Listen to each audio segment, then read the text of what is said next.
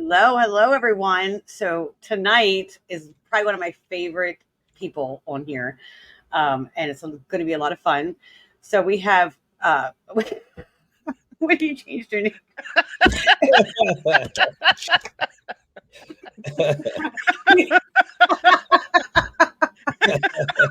I can't be professional with these guys. We didn't steal it. I don't know. Right? Oh, damn, I should have thought of something. So anyway, we have apparently Chris Vaughn, and formerly known as Chris Vaughn. What are you, a symbol now, Chris? Yeah, he's just a symbol like Prince.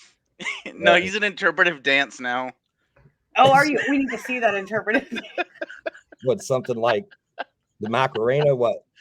Listen, it's too spicy. It's too spicy for your stream. Too spicy. You guys are gonna make me snort on this. I got a shirt that says that I got from a strip club one time, and some jorts that I wear. Oh yeah. It's the jort man. It'll make your loins quiver. Oh God. Anyway, we have the infamous paranormal investigators, Chris and Steve, formerly known. Well, I guess I was trying to think of something. Formerly known as Steve Dills. And I've been very excited about having these guys on, just to chat with them. They have a lot of great things they do. I don't know which one of you want to go first. Can you give us a little rundown? I was going to go through your bio, but I lost it. So you guys, I don't know. Can you introduce yourselves? You go Who first. You are. You go first, Chris. All right. So wow, I am like loud in my ears. Hold on. I gotta adjust. Okay, so my name is Chris Vaughn, or formerly known as Chris Vaughn, aka Steve Dills, formerly known as Steve Dills.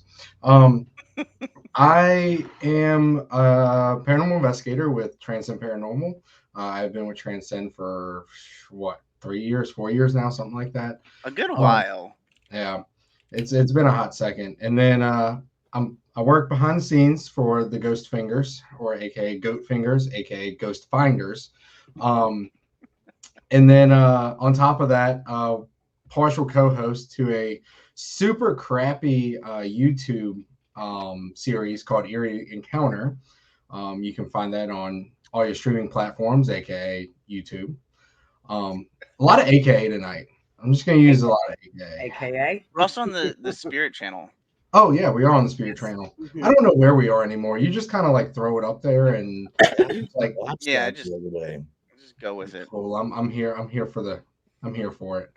On top of that, I did formerly have a podcast of my own called Campfire Chronicles. And if you read the bio on the Facebook page, which Steve has still not fixed it says that I am a big fan of thongs, of unworldly thongs or something like that. So I mean, you never denied it, so no, I never did, but I also didn't approve of it either.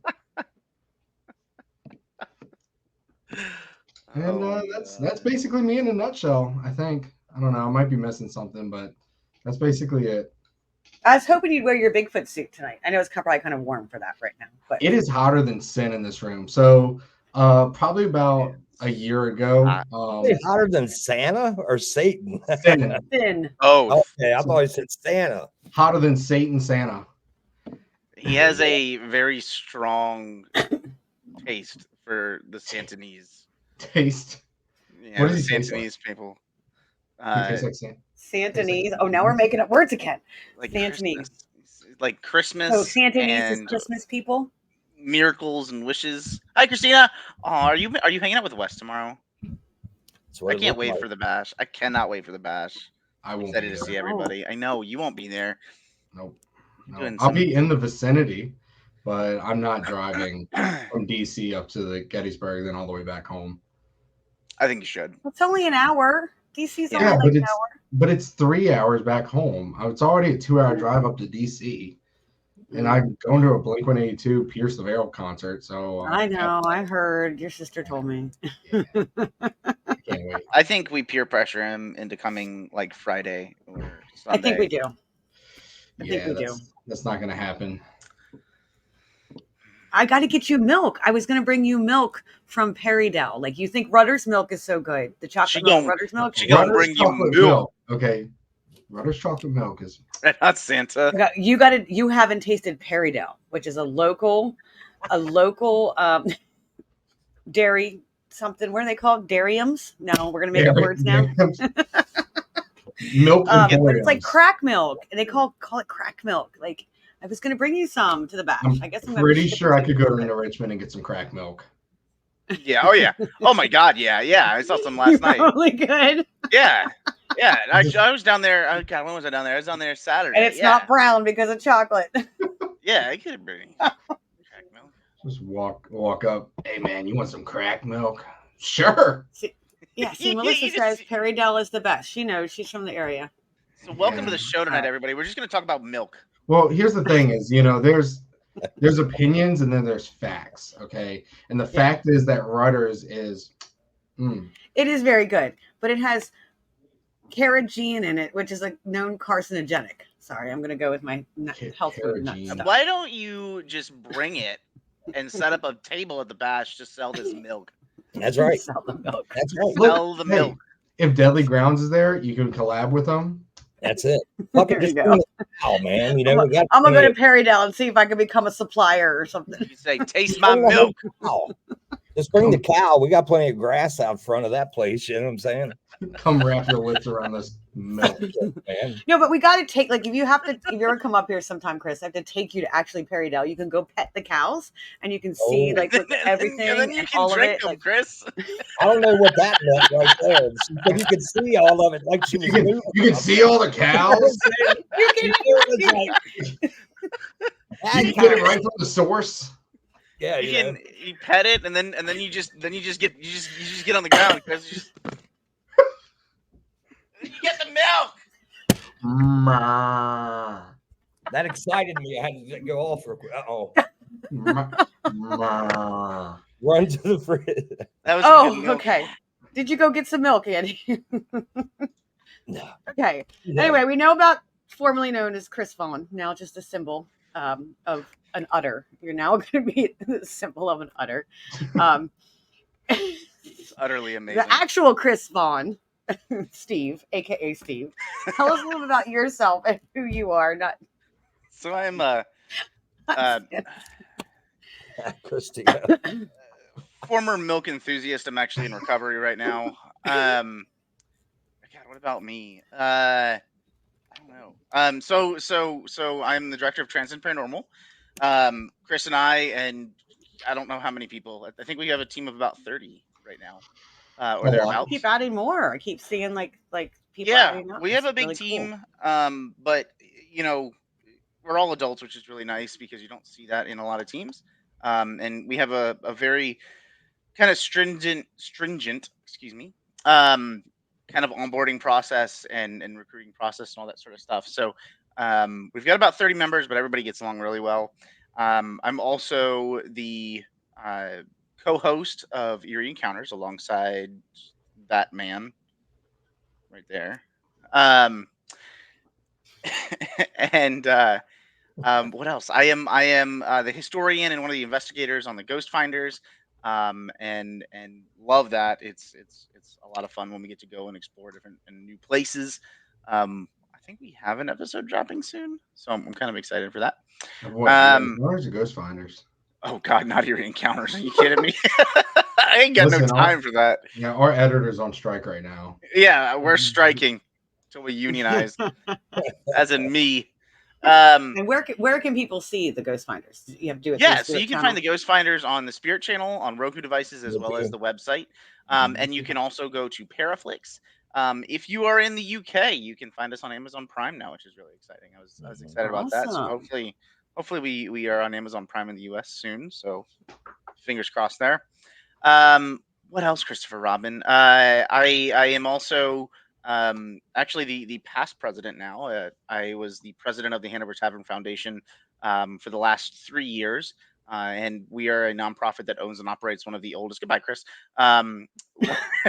What, just like F this, I'm Okay, done. then. Thanks. One of the the oldest operating taverns in America. It dates back to 1733. So I have a lot of things. I'm also in tech. I work in IT. Um, so yeah, I do a lot of Yeah. things. Hanover Tavern's amazing. I've been there.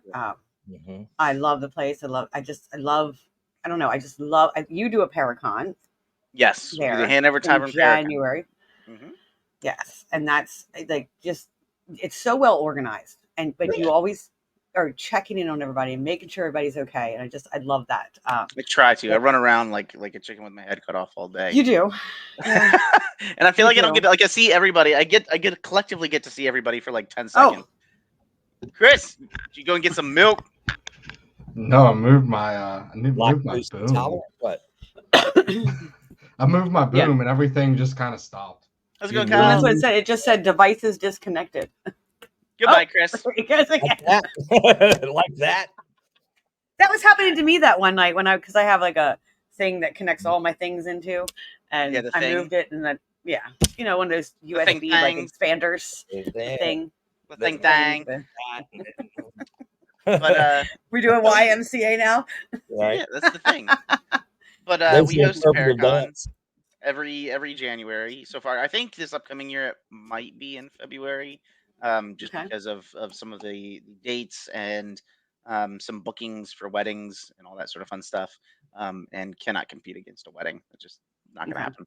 happen. So we may be moving a little bit, but it's kind of a fun way to kick off the year. We try to have it as one of the first Paracons of the year. It's small and intimate. It's not anything massive. Like I love the bash. It is like a million times bigger. Um, but it's something where it's kind of small, intimate. The idea is to bring kind of folks from all different corners and aspects of the paranormal. Um, and so we do that in some of the programming that we put together. Most notably, the presentations and the lectures that we put together.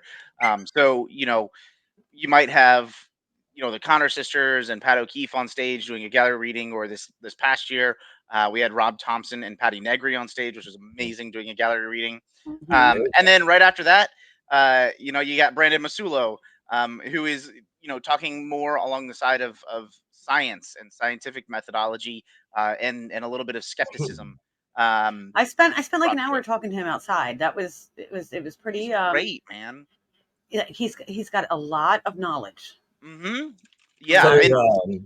So do you plan on making that any bigger? I mean, if the possibility's there, or It's getting bigger yeah, this I year mean than it was last. it's definitely getting bigger. The hardest part is keeping Chris on the goddamn internet. You good? Don't touch anything. Don't move anything. Don't touch it. Don't fart. just Yeah, don't we're even, great. he's don't practicing even his talk. dance. Don't talk, Chris. Just stand there. No, In his dance. it would be amazing to make it bigger. One of the big things that we don't want to do is make it a 2-day or a 3-day thing. Yeah. For one big purpose, and that's sanity's sake. Really, I don't know. Santa's sake. For Santa's sake, I don't know how the berries do it. They're nuts, and I love them to death, but they're crazy. And I have enough stress doing one day, and so does Chris, because Chris is my gopher for that entire weekend. Yeah. And it would be amazing if we could make it bigger. There's some different things that we're tossing and throwing around. Space wise, we're pretty much at capacity. Yeah. We have vendors, and a lot of times it's first come first serve, and there are people banging down the door. Like we had one vendor that had to pull out last year, and I had like 4 or 5 people lined up that were like, Mhm. "Hey, you have a spot? You got a spot? You got a spot?" It's like Well, I'm grandfathered they in, right? I'm in next yeah, year, you right? are. You're in. They're like looking for that cocaine milk. They're like Crack milk. they're looking for that crack milk. They're like, you got any space? Mhm. You got a vendor spot? So, but it's great. Like it's a fun time. It's we use the entire tavern. We use the coach house, which is a big facility. behind the building that is kind of like this standalone building that we built with the use case for weddings, business meetings, parties, you name Hi, it. Andy. Bye, Andy. He's gonna shut the fuck He's up now leaving too. now. Oh look, he's still there, just in the background. Look at him. There he is. So cute. Yeah. Aw. But I don't know. Like if folks have ideas, we're I like how totally he just open for rolled it. in. Yeah, he's like And Kramer. people like to come to your Paracon, and I'm going to give you my opinion on that. Like, it's the energy there. Like, it's your energy, the energy there, just the way how positive it is, and accepting and open to pretty much everything. Like, you just kind of accept everyone, and I think that's Yeah, I don't like. I don't know. The whole idea is to be inclusive, and like that's the point I was saying. Like, Mhm. we put psychics for gallery readers on the same stage that Mhm. we're gonna put you know folks talking more about scientific methodology, folks like Dave Schumacher, talking more on EMF, baselines, non-haunted locations, those sorts of things. And then on the flip side, we have Ron Iacovetti and Lourdes talking about their ITC research. And then one of the really cool things that I enjoyed last year. That I've not seen anywhere else. Not that I'm going to take credit for it and be like, oh, nobody can do it. But we had a dark tourism panel, and we brought folks from we had Pam and Steve Barry were on there, because Gettysburg, and maybe I'll have to throw Andy on there now. We had the Houlihan's. We might have to. I don't know. We'll see what happens. Oh, thank you, Donna. How are you? I miss you guys. We had the Houlihan's that run Haunts of Richmond, and we talked and discussed a little bit about dark tourism and ghost tours, what that does to the community, what that does to the paranormal kind of field as a whole, and those sorts of impacts and pros and cons around that, because that tends to be a kind of like a like shoved in a corner portion of the field, and it's a huge thing. Thanks, Andy. What is Andy doing over there? We just doing the electric slide with Andy. He was talking about ghost tours, and I was like leaning out of the way. Oh yeah. Ghost See? tours. Yeah. Go city tours. But it tends to be something that, like, on the paranormal aspect, we always talk about, like, okay, I see so many people say, well, what's the difference between a paranormal investigator and a ghost hunter? But then I also feel like you have dark tourists, right? Folks that Mhm. literally vacation and go to spots for the sole purpose of the fact that there is some sort of morbid curiosity, Yeah, I right? get that Yeah. every day. And that was always me when I would travel. Yeah. Yeah, I had a guy come in today and was like, where's the worst stuff at in town? And I'm like, what do you mean? And he's like, which obviously the demonic craze is taking over, but that's what he was looking for. But yeah, there was like 8 people, man. They just bought tickets and went on a tour just because they wanted to see something. And then he was asking me if there was any murder houses and stuff like that. And I'm like, how many people died in this place, man? What else do you need? Yeah. Yep. But and so It's that's true. an Yeah. interesting, different look at the paranormal, and that is a piece. That is a portion of it. Yeah. People watch the TV shows. Some of them go from that to investigations. A lot of times they go from that to we're on vacation. You know what? We see a ghost tour. That sounds fun. Let's do that. And how does that contribute to the community for Yeah. good or bad or ugly or whatever? So there, Yeah. Chris Vaughn, what's the difference between a ghost hunter and an investigator? Do you have to talk about the Lord there, my friend? Well, here's the thing: is what are you gonna do? What are you gonna do if you catch a ghost? Why are we always hunting them? Why not? Like that's my biggest thing. Why not watch them? Right? Yeah. Why aren't we just watching them, Mhm. observing them? Yeah, like we don't bring nets to a Sasquatch hunt. We Squatch watch. We Squatch We watch. Squatch watch. We Yeah, just bring wiener whistles. yeah. We brought. Wait, we, where's mine? Oh, I where is lost it? mine. It's upstairs. I keep mine in my purse. Mine's in my It backpack. is. Hold on. Dang on. I'm going to get mine. I mean, you never know. You might get like centrally attacked by the Squatch. It might not be Central- Sasquatch. It Wait, might did be, you say centrally? yeah, it might be He did. sensual Squatch. He Who did. knows? Sensual. Consensually squatching. Yeah, Do you think It's there's? fine. Do you think there are gay squatches? probably. Who knows? Why not? Why can't there be? Listen, I just don't want to be molested by What a side do I Sasquatch. blow? But no, I agree with that, man. We have too many Either, it's people out fine. here that don't understand what an investigator versus a ghost hunter is. You know? Yeah, I think I'll be honest. I think the word ghost hunter just kind of came along, especially with the show. And I think it then- came with the show. Yeah. Yeah, and then like it's just kind of stuck. For good or bad, it's just there. So I mean, I don't look down if someone's like I'm a ghost hunter or oh I'm strictly a paranormal investigator. It 6 in one hand, half dozen in the other. As long as you're not being I'm molested talking about my by squirrels. Sasquatches, you're good. Yeah, I feel like I don't know. I feel like there's so much debate around that, and I feel like at the end of the day, it doesn't really matter. Personally, like I think everybody has their preferences. I prefer to say it's a paranormal investigation, because we're investigating the presence of something that's paranormal or preternatural. Yeah.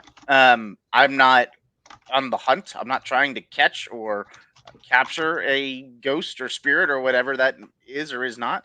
I'm trying to investigate and understand what's going on with that phenomena. So I kind of lean towards the other because I feel like Ghost Hunter is like a cheap Chinese knockoff almost. You know what I I'm with mean? you. But Timu special. yeah, it's something you get on Timu. It's like what do you have at home? Like I want a paranormal investigator. Mom's like, we have a paranormal investigator at home, and then it says Ghost Hunter. And so like, And then it's Steve shirtless at 2 a.m. Yeah. rummaging through your trash. You turn the lights on to the kitchen, you just see a half naked Steve just staring at you like, that's a ghost hunter.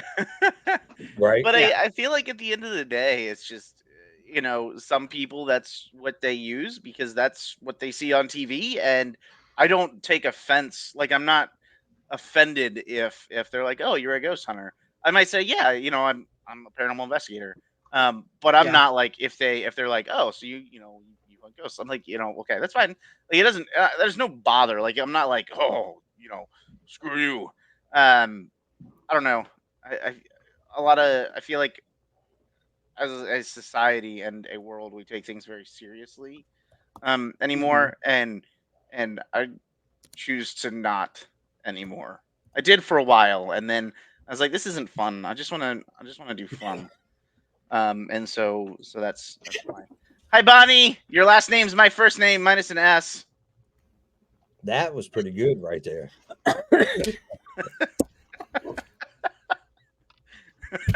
I didn't realize you could change other people's names. Yes. Oh, okay. This is just the comedic hour with a little bit of ghost and Sasquatch. And We don't want anybody to speeches. know who any of us are. Yeah. Damn, I'm trying to figure it out. I don't think I have the power. I figured it You out. do have to hit the 3 little dots. You got to hit the 3 little dots if you I can. know. I don't. You guys might not have the power. No. We do. I hit my 3 little dots, but it changes my name. Oh, it doesn't say. No, you hit my 3 little dots. Does it give you a little thing that says You edit have 3 name and little headline? dots? You don't have 3 little dots. Okay, then you don't have the power. No. Yeah. No. We have the power. The power of voodoo. I'm not the one who We just had that episode last time. Voodoo, With hoodoo, Evie, but anyway. voodoo. This is a labyrinth. A labyrinth. You know what this is? This is a clusterfuck. That's what It this is a flustercuck, please. Oh, sorry. I don't know if I'm allowed to cuss on this. Yeah. Thank you, Yeah. Trista. Thank you, Trista. You do, Trista. You do. You do. The paranormal, like, I get what you're saying with the wording and stuff like that. I think in my mind it's just words. Like I'm with you. I'm not going to take offense to anything and what anybody says. Like it's just words we use. But going back to like what you're saying, like it's about watching them and like knowing the history for me, like I want to know the history. I want to know, like, I sat here where this person sat, you know, and feel that energy from that, and honoring like these people that who came before us, you know, Yeah. as insane. So now you're insane. And you're a historian. Like, so how did you get involved in that? How did you get involved, I guess, in the paranormal and wanting to know the history? Which one of us? Me or Yeah, you, Steve. formerly? We'll start Okay, with you. okay. Formerly I wasn't known sure. as Steve Dills, Utterly, historian. utterly insane. So for me, I kind of got into the field, well, into paranormal when I was young. Um, my father had a job opportunity, and it was one of those you're silly if you don't take it kind of things. And so we packed up and moved south. I grew up kind of my younger years up in New Jersey and Pennsylvania, which is where I get my charming personality here. Hey, John. Oh, I miss you, John. Um, oh, bye, Stacy. Stacey. She's I'm like, here. I don't give a shit about this. My camera went out again.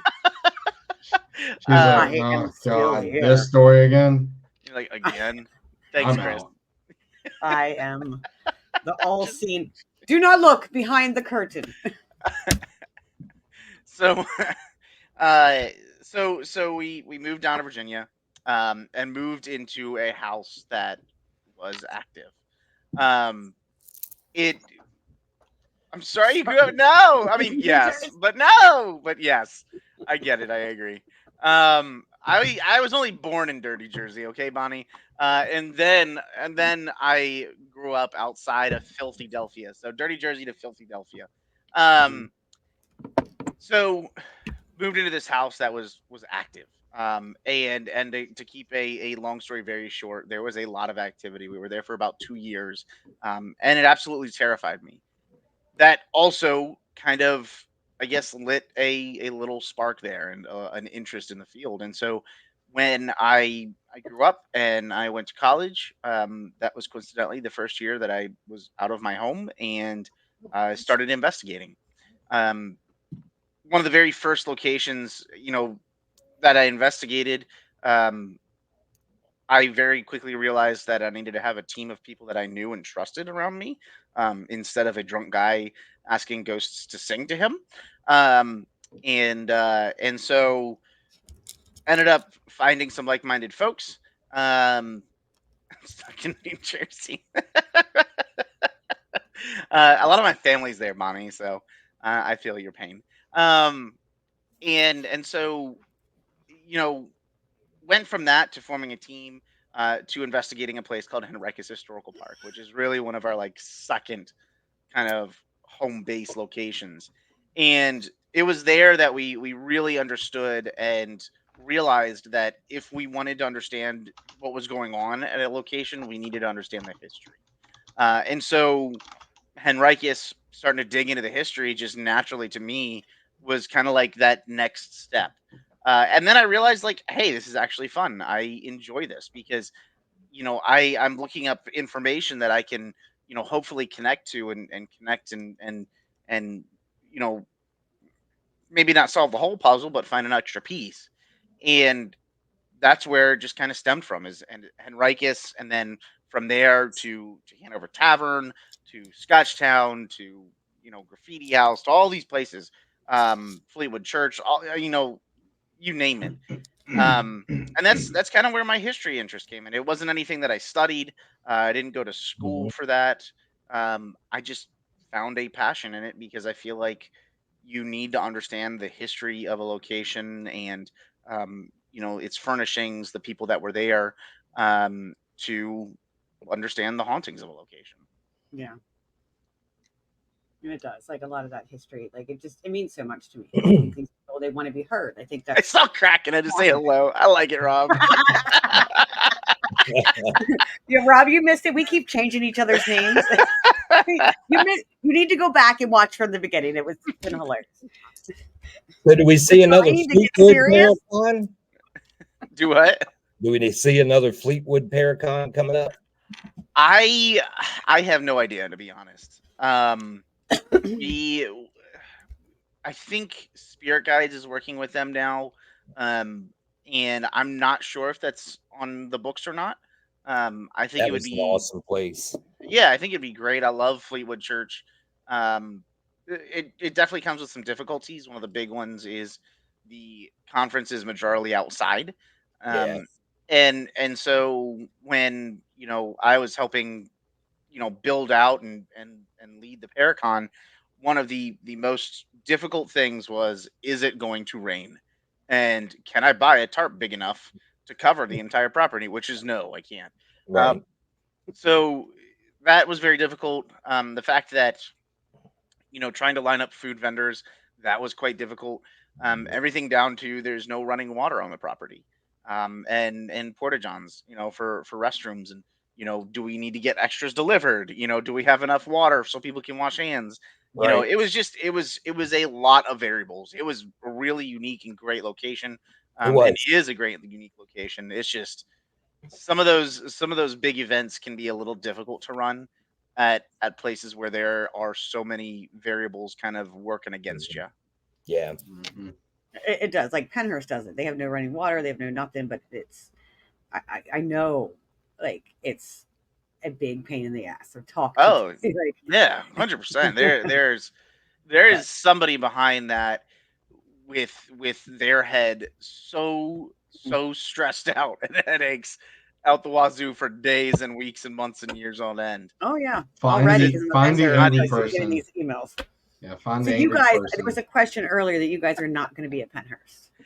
No, No. we will not. I don't think we're gonna be at Penhurst. Where is Penhurst? When is that? I don't remember when it is. It's 2 weeks next, not this weekend, but next weekend, right? No, Yeah. I will not be there. Okay. I We won't will be there. be. I feel like some of us may be there. Okay. I'm not sure. I feel like Hannah said she might be there. I'm not entirely Okay. sure. But we will not be there. I think, what is that? The 18th. Yeah. Yep. 17th, 18th. Yeah. We have a private investigation that we have booked that I will not miss for the world.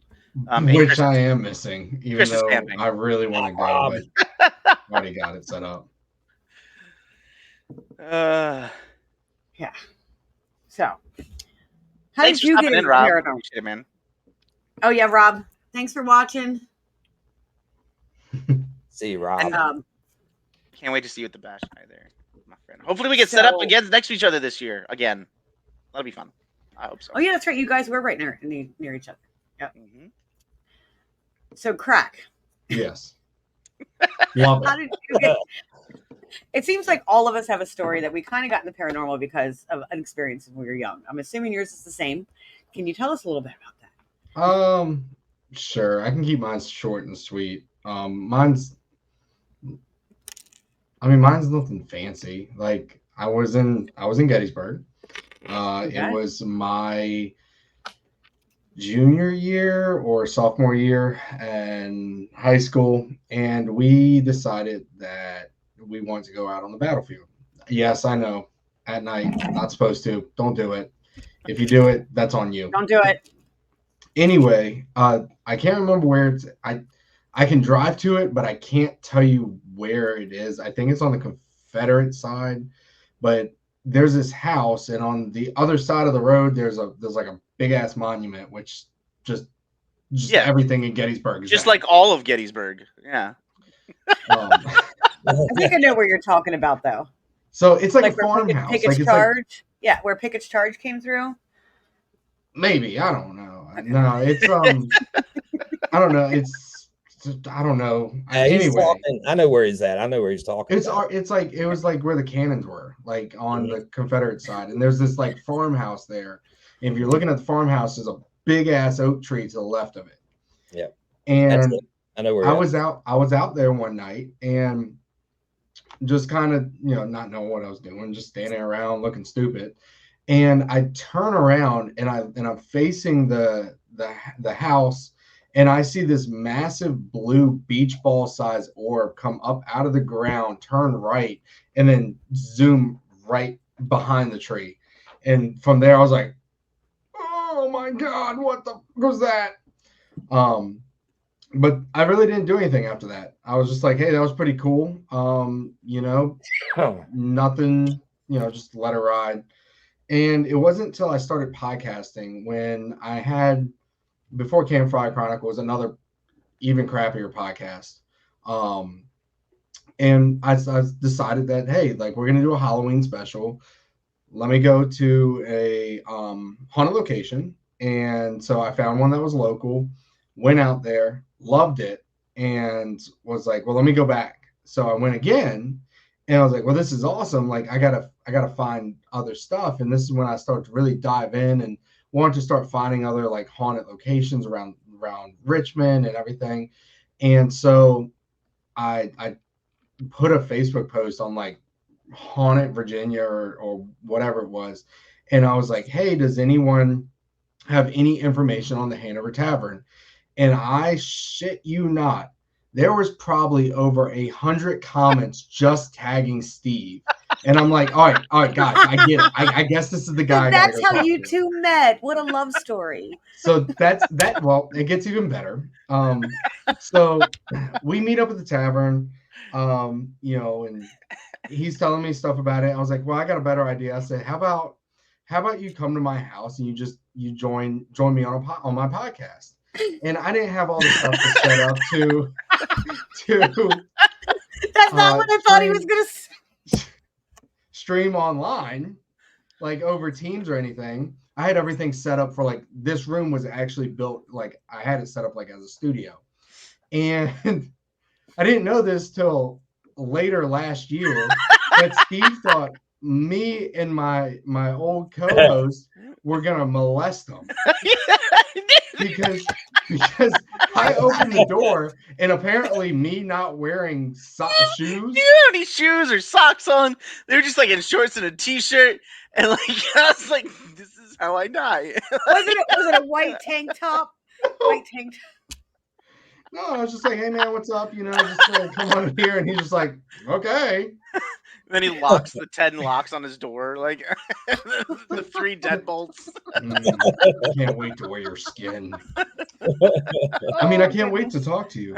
But after that, like, I started going to Transcend events and started going to like a bunch of other people's events, and basically that's how I got onto Transcend and how my paranormal journey, happened, and here I am today.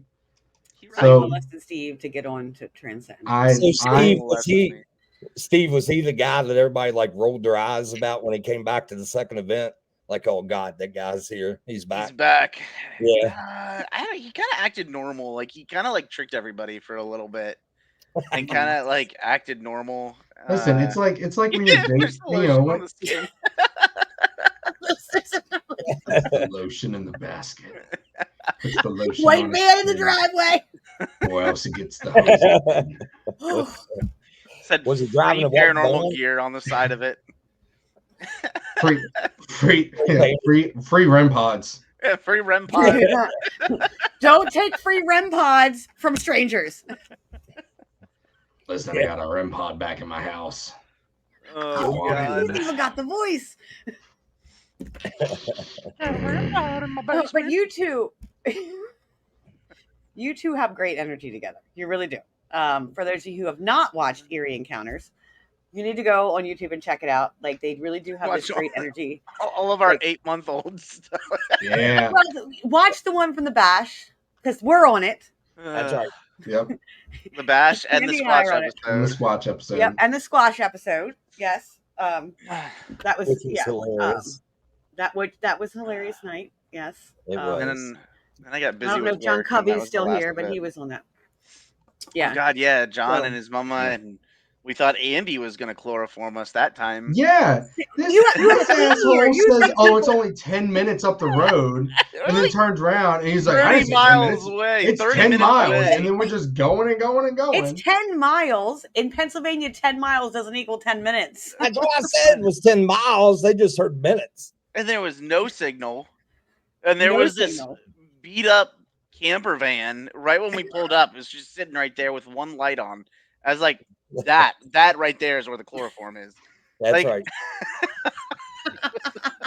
That's I tried to lead you further up the path, Steve. I said, come here. That's where his trap was. You just lure us into the ground. Come on, I caught a Sasquatch. Come here, Well, that's why you brought Check it John out. Covey. That's why you brought John Covey to help with that. You were scared. But it was a good night. It was a good night. That was a lot of fun. No, that was fun. Andy that was scared me as creepy. normal. Yeah. Yep. With the squatch call. But I'm the only one that well, actually you did later, Chris. I'm the only one that got off the path and went into the woods. Oh hell no! Everybody else stayed on the path. Andy got off the path. I did. Yeah, I think Andy and Chris did eventually. Remember, but I was the first one. I did not get off that path. I was not going to get ticks. I was not going to get jiggers. I was not getting none of that stuff. I was staying on the path, and that was that. Remember, I was putting out Reese Pieces. Remember? Yep. Yes, that's right. We were given offerings. Yes. 1 for them, 5 for He us. was looking for chloroform. The plant. I know I put it behind I stashed it by the Where'd that rag go? Yeah, you just find a really big get over leaf. there and watch Eerie Encounters. So are you going to do anything else for Eerie Encounters? You guys, I love it. I actually do. It's crazy. It's quirky. I don't know. Talk to our editor. Yeah. I'm assuming that is utterly insane. Yeah, let me refer to you to our editor. Yes, we do have a lot more. We have so many episodes filmed. We just our editor just can't seem to find any damn time.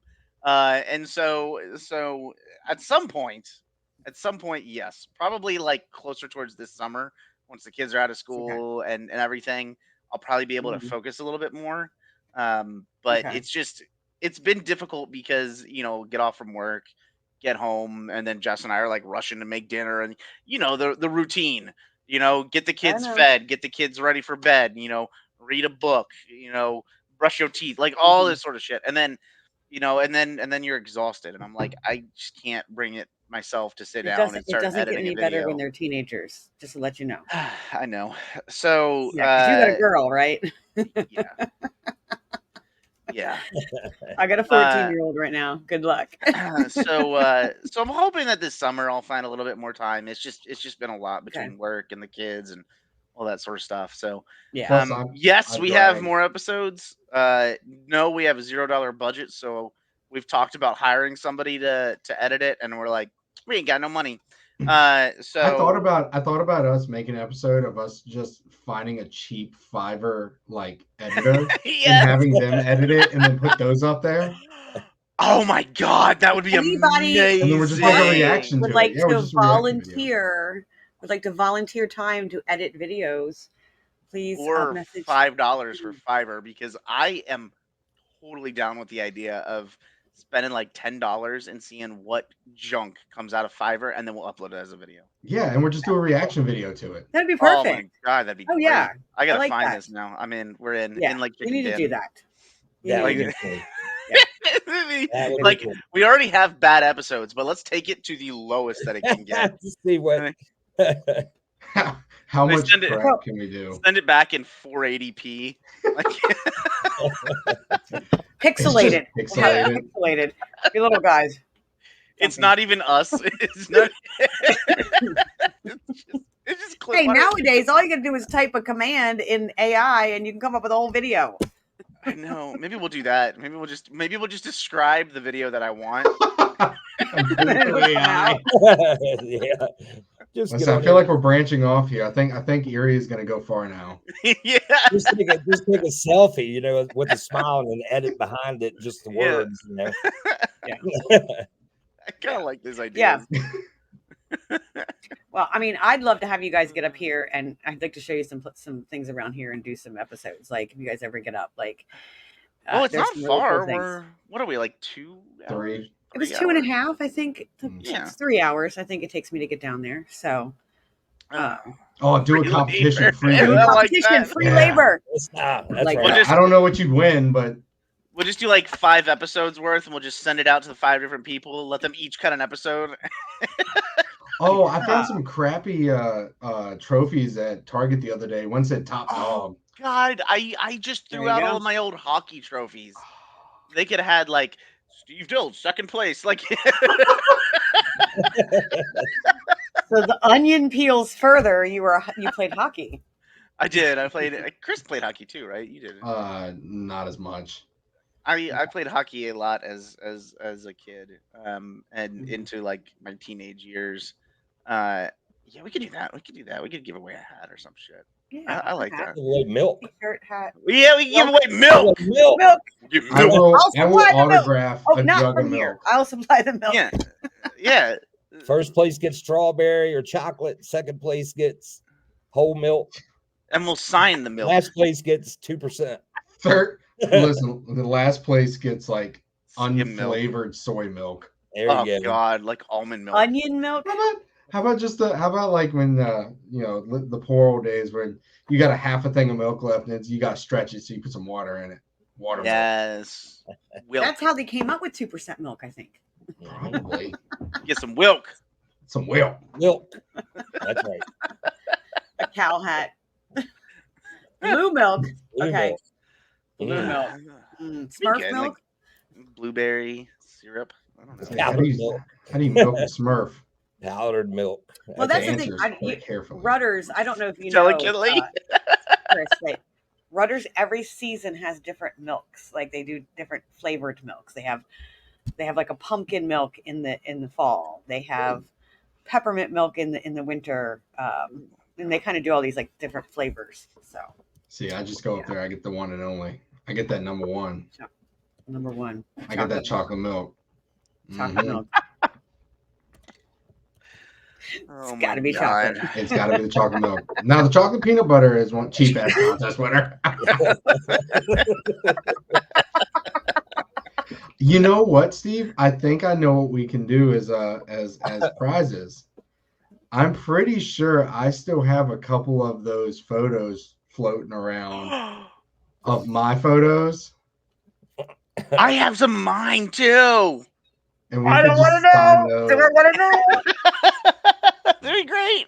Let's just say Dan Class has a sexy photo of me hanging in his office. I have one right here. Like full nude, or is it just like sexy position? No. All right, we need to see it then. It's Oh God. God. Let's see if I can find a picture of it.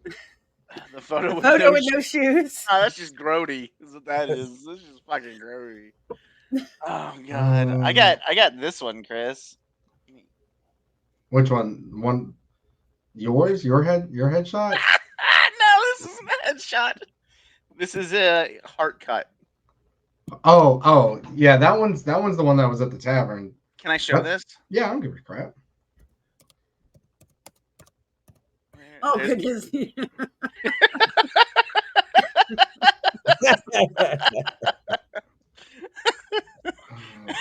Oh, Oh God.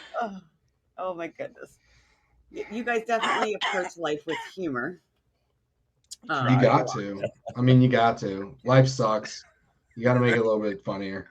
That's right. Well, yeah, it does. You're absolutely right. Like, Well, that's the whole idea of like eerie encounters too. Like, I feel like a lot of folks, we have a winner.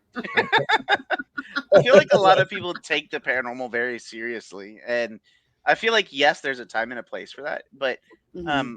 you know, when Chris and I were You want to hold that thought real quick, Steve? yeah. Okay, so this one, I don't think this is the picture, but this is one that was used in creating The picture. the pictures. The Yeah. Oh wait, I have one of Steve. Hold on, I gotta find it. Where he was getting whipped by oh yes, by Misty. Misty. Surprisingly, that's not the first time. Oh God, no. No. It didn't seem like the first time. No, I she- can't I was so believe sad that they couldn't make it to your Paracon. She does that. I But was so sad. what are you doing, Christopher? So it's all fraud. It's all crappy yeah, now. that's high quality content. It should be HD. Enhance. Enhance. I tried to enhance it. It didn't work. I think that's how that. Yeah, it works in the movies and on TV. Enhance. But that was kind of like How about a still shot of Chris's wipeout chasing the bachelorette bus? Oh my god, that was amazing. That was up at the Bell That Mansion. video is also somewhere too. That is, yes, 100%. That was from the Bell Mansion in Fort Wayne, Indiana. And that was amazing. That was a magical moment. That was So magical. what is your favorite location to investigate? God. Or that you've been to? What is your most, I guess, memorable experience investigating? Like, where was that? Chris, do you have one? Oh, you're goodbye, Chris. Goodbye. No, I'm still here. I'm just trying to get my Okay. camera to not be Well, crappy. while you mess with that, it's hard for me to say like what is my favorite location. Because I feel like I have appreciated and enjoyed and loved every location that I've investigated for a different reason. So it's hard to say like, you know, I'm gonna rank this apple versus this orange. Yes, I love it. I love it. It's such a good picture. And it's so professional. But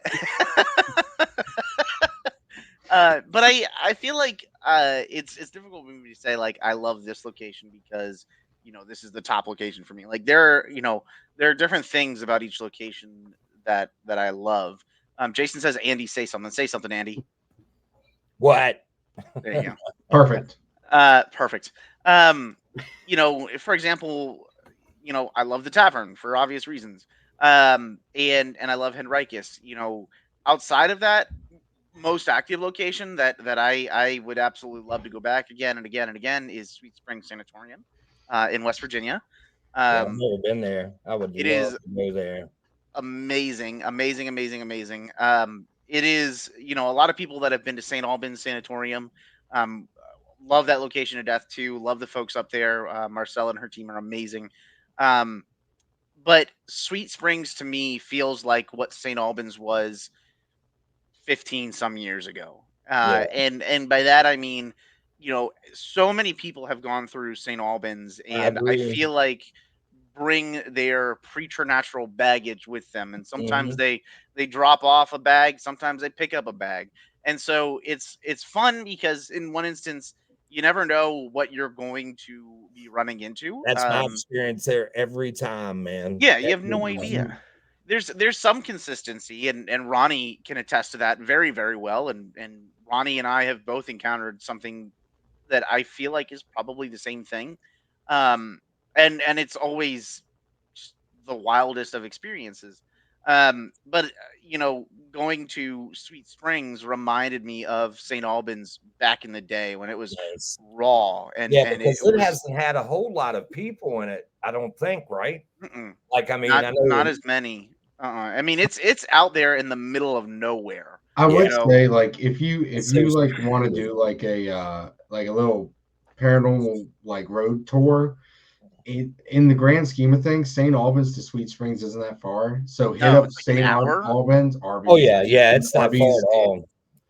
Go to Yeah, well, I lived Sweet in Virginia, man. I wasn't too far from you guys, so Yeah, you were up in Albans was Winchester, big. so it wasn't very far for you. I tell you that what we need to check out, and maybe this would be a good place, it would be a halfway point for all of us, is, and you're going to laugh at this, but it's the Blue Ball Inn. I have heard of it. I have not been. Yeah. I have heard stuff about that for years, actually. Well, I've heard of the other gentleman, folks. yeah, I was the second team, or had a second bunch of us go in, and I think Austin and Mendez was the first two to do it. But yeah, this place is crazy historical. That's Been cool. boarded up. Nobody's been in it, but he's looking. I think he's going to do a Paracon this year, like a really small one. But yeah, we were invited to that, but it is on Mother's Day weekend, and if I did that, Jessica would murder me, and then you guys can investigate me. I have no sound. You have no sound. We hear you. I lost sound. Hold on, guys. You can't hear us. Talk shit about it now. But yeah, like that would be cool. I just want to get back up to Gettysburg. I love Gettysburg, man. You got a place. I know. You need to come up there. Bring the kids or shove them in my basement. shit. Okay. Yeah, I that hear you doesn't guys sound out. creepy at all. Bring your kids, shove them in my basement.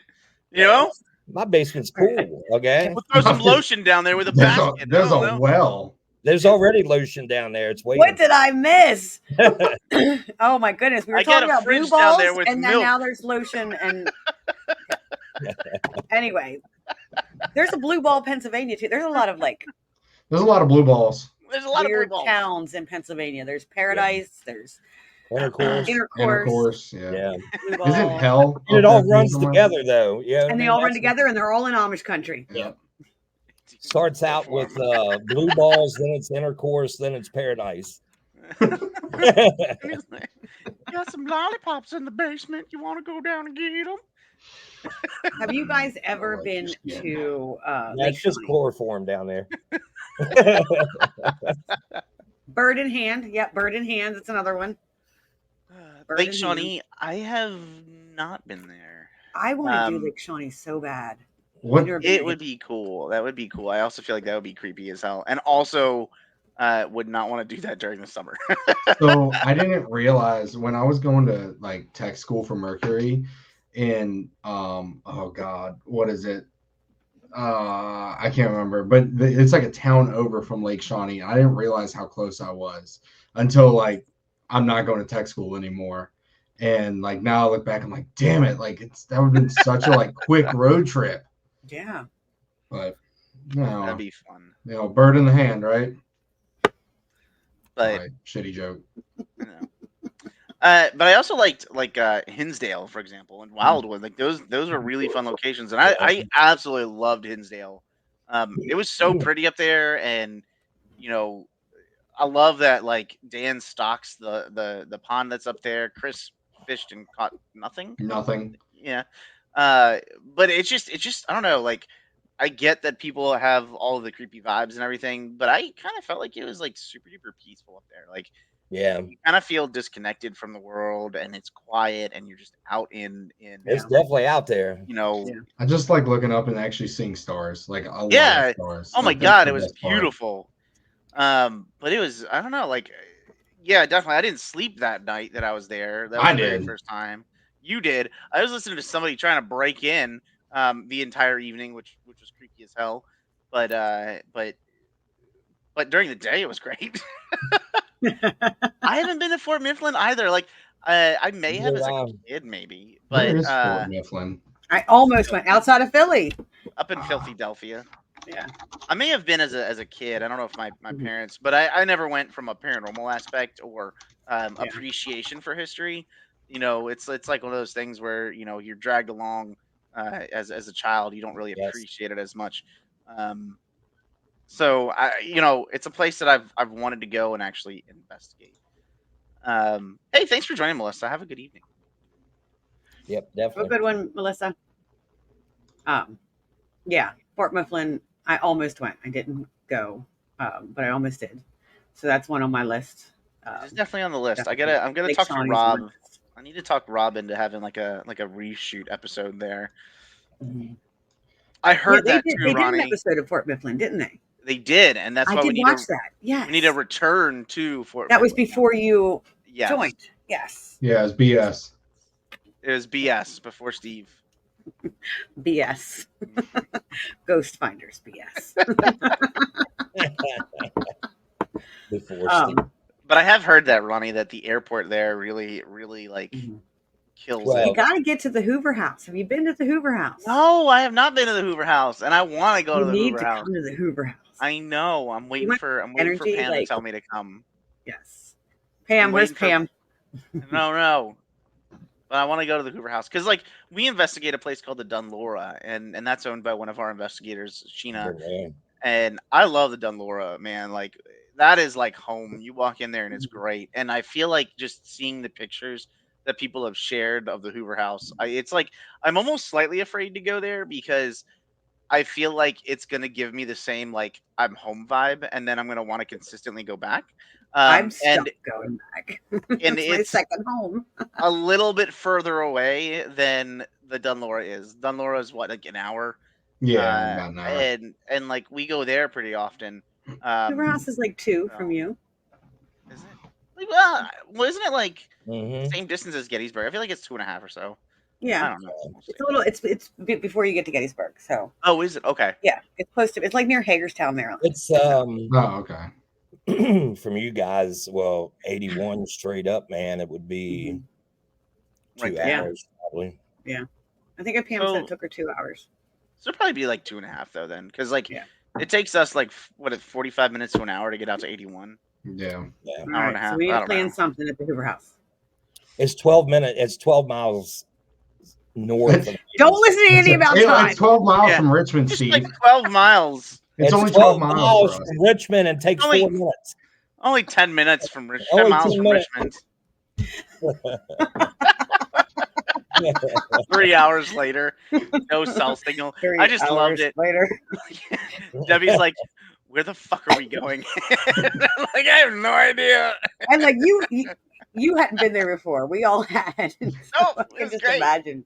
I was And waiting you for were the thinking. form to kick in. You know what I'm saying? I talked John and Debbie Covey into just going. Like Yeah. they're like, "Where are we going?" I'm like, "I have no idea." And they're like, "What do you mean?" I'm like, I don't know. I don't know where we're going. I was invited for a Squatch watch. I said, and I'm down. I'm in. And yeah, exactly. Banjo's in the background. That's exactly what I thought. And she's like, she sends me a text message literally right before the signal goes out. And it just says, "Where the fuck are we going?" And I showed it to Chris. and then we had no signal. It was gone. And I was like, this is perfect. Like, this is perfect. Hills have eyes. This is it. This is it. It was Yep. great. It was. Yeah, so we're gonna get you to the Hoover House. Definitely have to do that.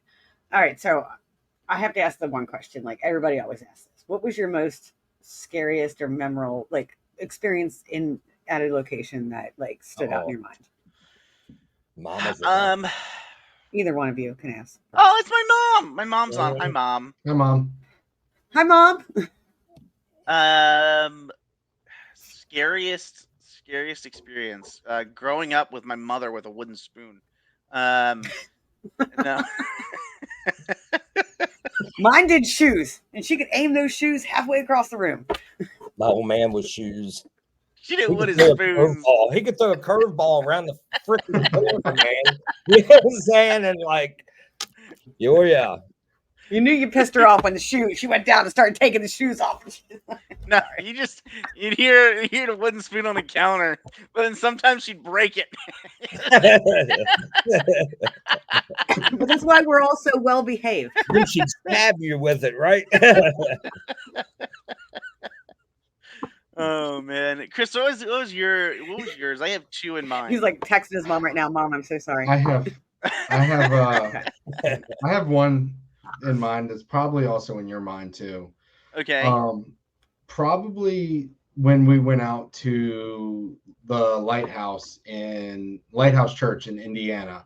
And for those that don't know what that is the church that Jim Jones, aka the Kool-Aid Man, went to till he was 16 years old. That is also where he would have found his love of preaching, and also where he did a lot of his just cuckoo stuff. Hi, Kevin. And so we had a situation where Steve and a few of the crew were down in like the basement. There was two girls on the sanctuary, and I was by myself up on the second floor. And I thought that someone was leaving, but basically what happened, sorry, my story's all jacked up, but I feel and hear this loud bang in my feet, and I thought someone was leaving, like, all right, bye, like, it's 2-3 in the morning, we're leaving. And then all of a sudden, we had been filming that entire day at Randolph County Infirmary. So we were at Randolph County, and another team was coming in, and so Dan was like, "Well, I've got this other location in next town over. Nobody's investigated it. If you guys want to be, some of the first and head in there and check this out, go for it." And so we had no idea what we were walking into. Yeah, no idea. We just wanted Absolutely to no investigate. Idea. Yeah. And so he's running upstairs with them, screaming, "Is everyone all right? Is everyone okay?" And I start running downstairs. So I'm like, "Oh crap, something's wrong." And we meet, and these two girls are like half asleep, sitting in the sanctuary. And they're like, what are y'all talking about? I was like, y'all, did anyone fall? Any loud bang? Nothing like that. And they're like, no, but he has it on his camera and I have it on my camera where you can audibly hear the bang, the thump. So behind the wall that behind, so where the preacher, like the pastor, stands, there's a wall. Well, behind that, there's an office, and that is where the bang came from. So Steve was doing an Estes in there, and it got super dark. We did a whole eerie encounter episode on it. So y'all can go check that out. 2 episodes on that. Yeah, 2, yeah. And then so fast forward, we come back home. We think everything's fine, and we were just dying to just kind of had the itch to go investigate. So we went to the Hanover Arts and Activity Center in Ashland, and while we were there, it felt different. It was weird. They have a little preschool in the basement, and I jokingly opened the door and walked through the door ha ha ha, and it's this tiny little door, small door for children. It was like a little play area in the preschool area in the basement, and we started investigating, and we thought it would be funny if he just walked through as part of the episode, like part of a bit is like him creepily coming through this tiny door, and so he did it. Yeah. And so he went under, he did an Estes, and I'm, again, we have this on film for eerie encounter and stuff, and he starts talking about basically talking about the lighthouse, talking about how I came back with y'all, you're not going to be able to get rid of me, that kind of stuff. And so that kind of sent chills up my spine. And I was like, okay, well, whatever this is, not a big fan of it.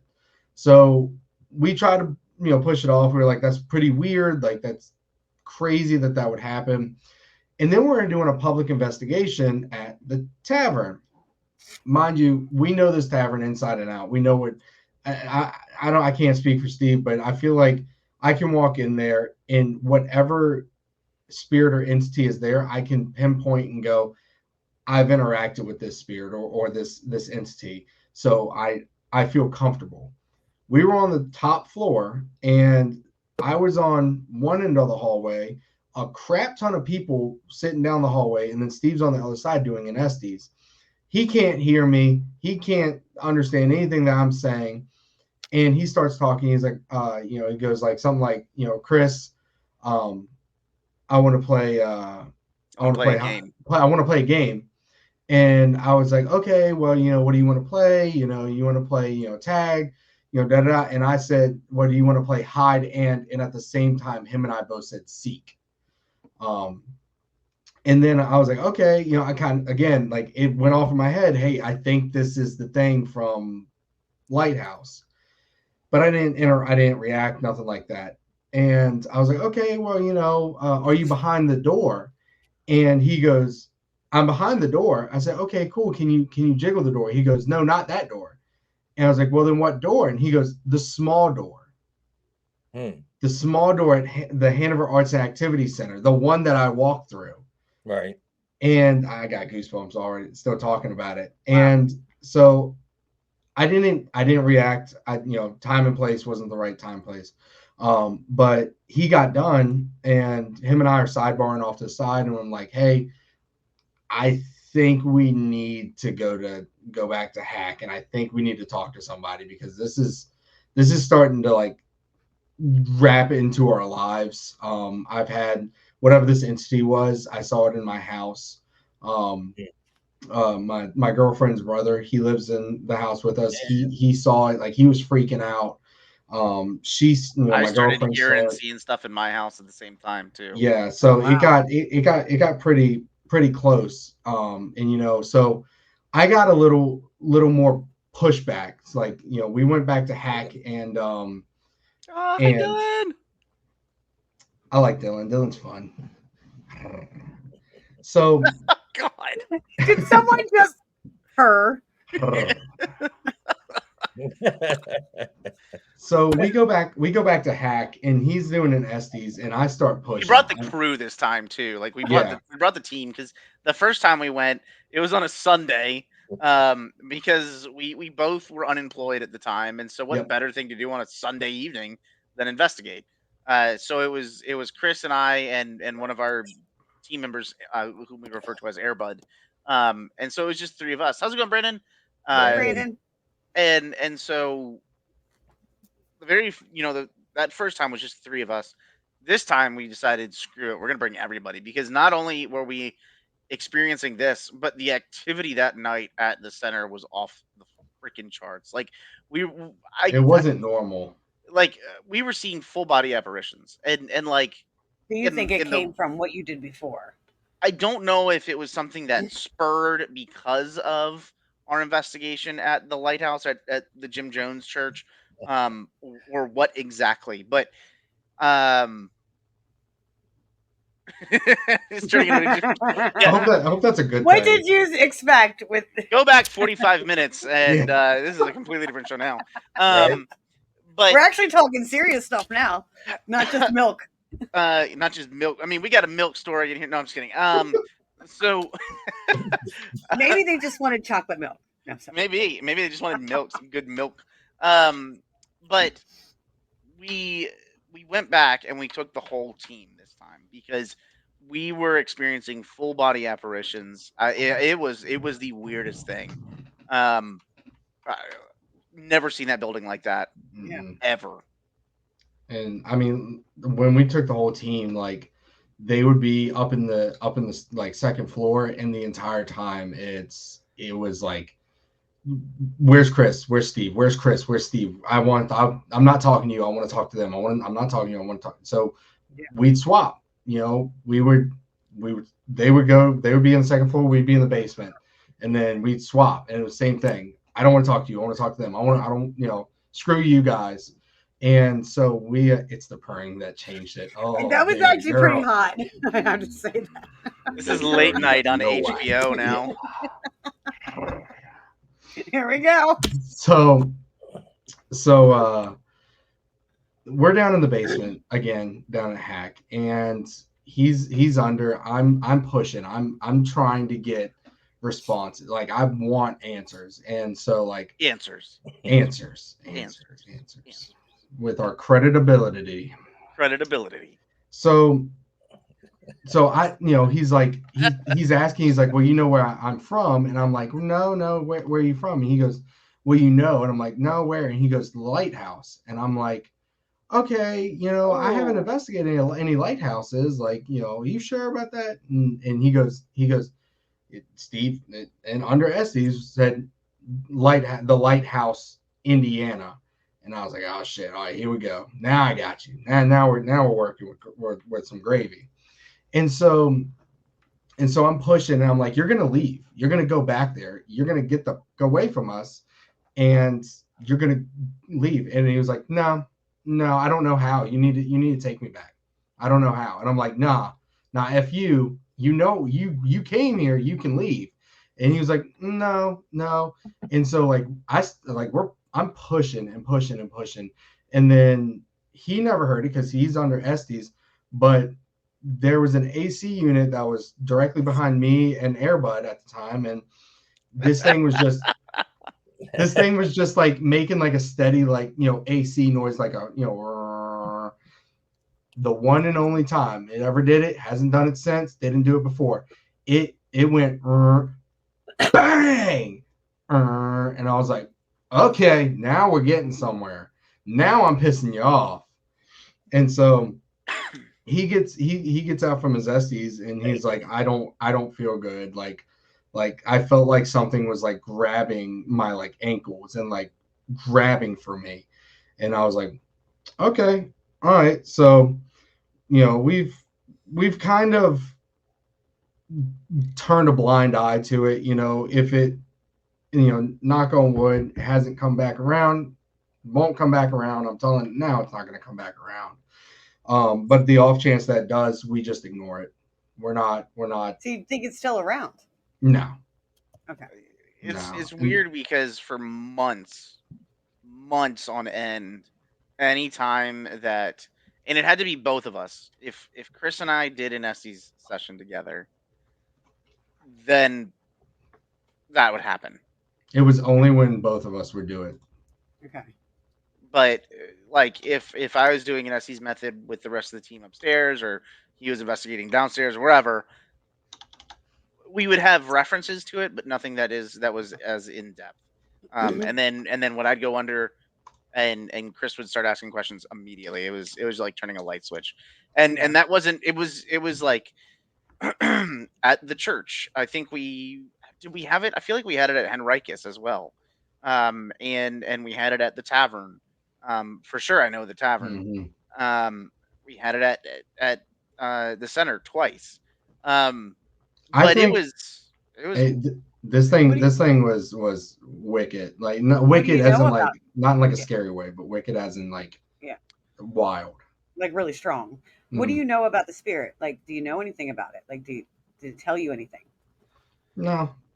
I mean, so I will say, just from a different perspective of the same story, let's start from the beginning again. Chris is upstairs on the second floor Mhm. at the church. I'm in the basement with um, Brittany, Megan, a few other folks, and Dan was with us, and we hear this. Dan class went back to the hotel because he needed to leave early the next day, and Nathan, our cameraman, walked in. Literally, I mean, we He drove all the walked way in over. and turned around. He walked in to the church, shook his head, walked out, and went back to the fucking hotel. That was it. That was it. He was done. And wow. so, being me, I'm like, oh yeah, let's do this. Yeah, like I'm not afraid. And so, I take a group. We go downstairs into this weird maze of a basement, and I mean, I'm talking about weird basement, and we're walking around in like the center section, and we hear this loud thud, and it was so loud and prominent that the drop ceiling, the tiles started shaking. And so, we're freaking out because we thought somebody like ate it. Like I thought Chris like fell down a flight of stairs. And so we're running up, and again, the same time, Chris is coming downstairs. He's like, "What the fuck?" And we're like, "What the fuck?" And the girls in the sanctuary are like, "We're on TikTok." And We're on TikTok. Oh, Steve, I completely forgot about that. The one part after your Estes. yes, and so so we kind of mosey around a little bit. Hey, Anthony, we mosey around a little bit to try to figure out, like, okay, Chris heard this from up here. We heard this down here, but the two girls that were hanging out in the sanctuary didn't hear it at all. So where does this fit? And the only place that it seemed to fit was this small room behind the sanctuary, like right behind, what is that, the pulpit. And so that's where we went in, and we decided we're going to do an Estes method session here. So I sat down, and we strung up one of those EMF string lights, string wires, you know what I'm talking about? And like on the doorway right next to me.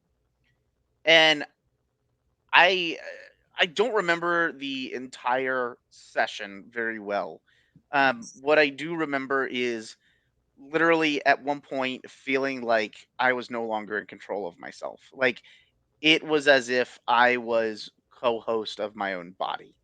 And like there were portions where I was saying things that like I just don't like. I feel like I checked out. Okay. And so there were points where I was asking Chris and Brittany if they felt that, and at the same time they both started having chest pain. And I think Chris, you left at one point. Didn't you go out into the somebody? Not after. Yes, I did, but it wasn't during that one. No, it was during. It was right the before the second one. second Estes. So the first Estes, everybody started feeling chest pain. I'm sitting there and I'm telling everybody, do you feel that? Do you like this? Yada yada yada. All this like creepy shit. And so Chris says, "I need to take a break."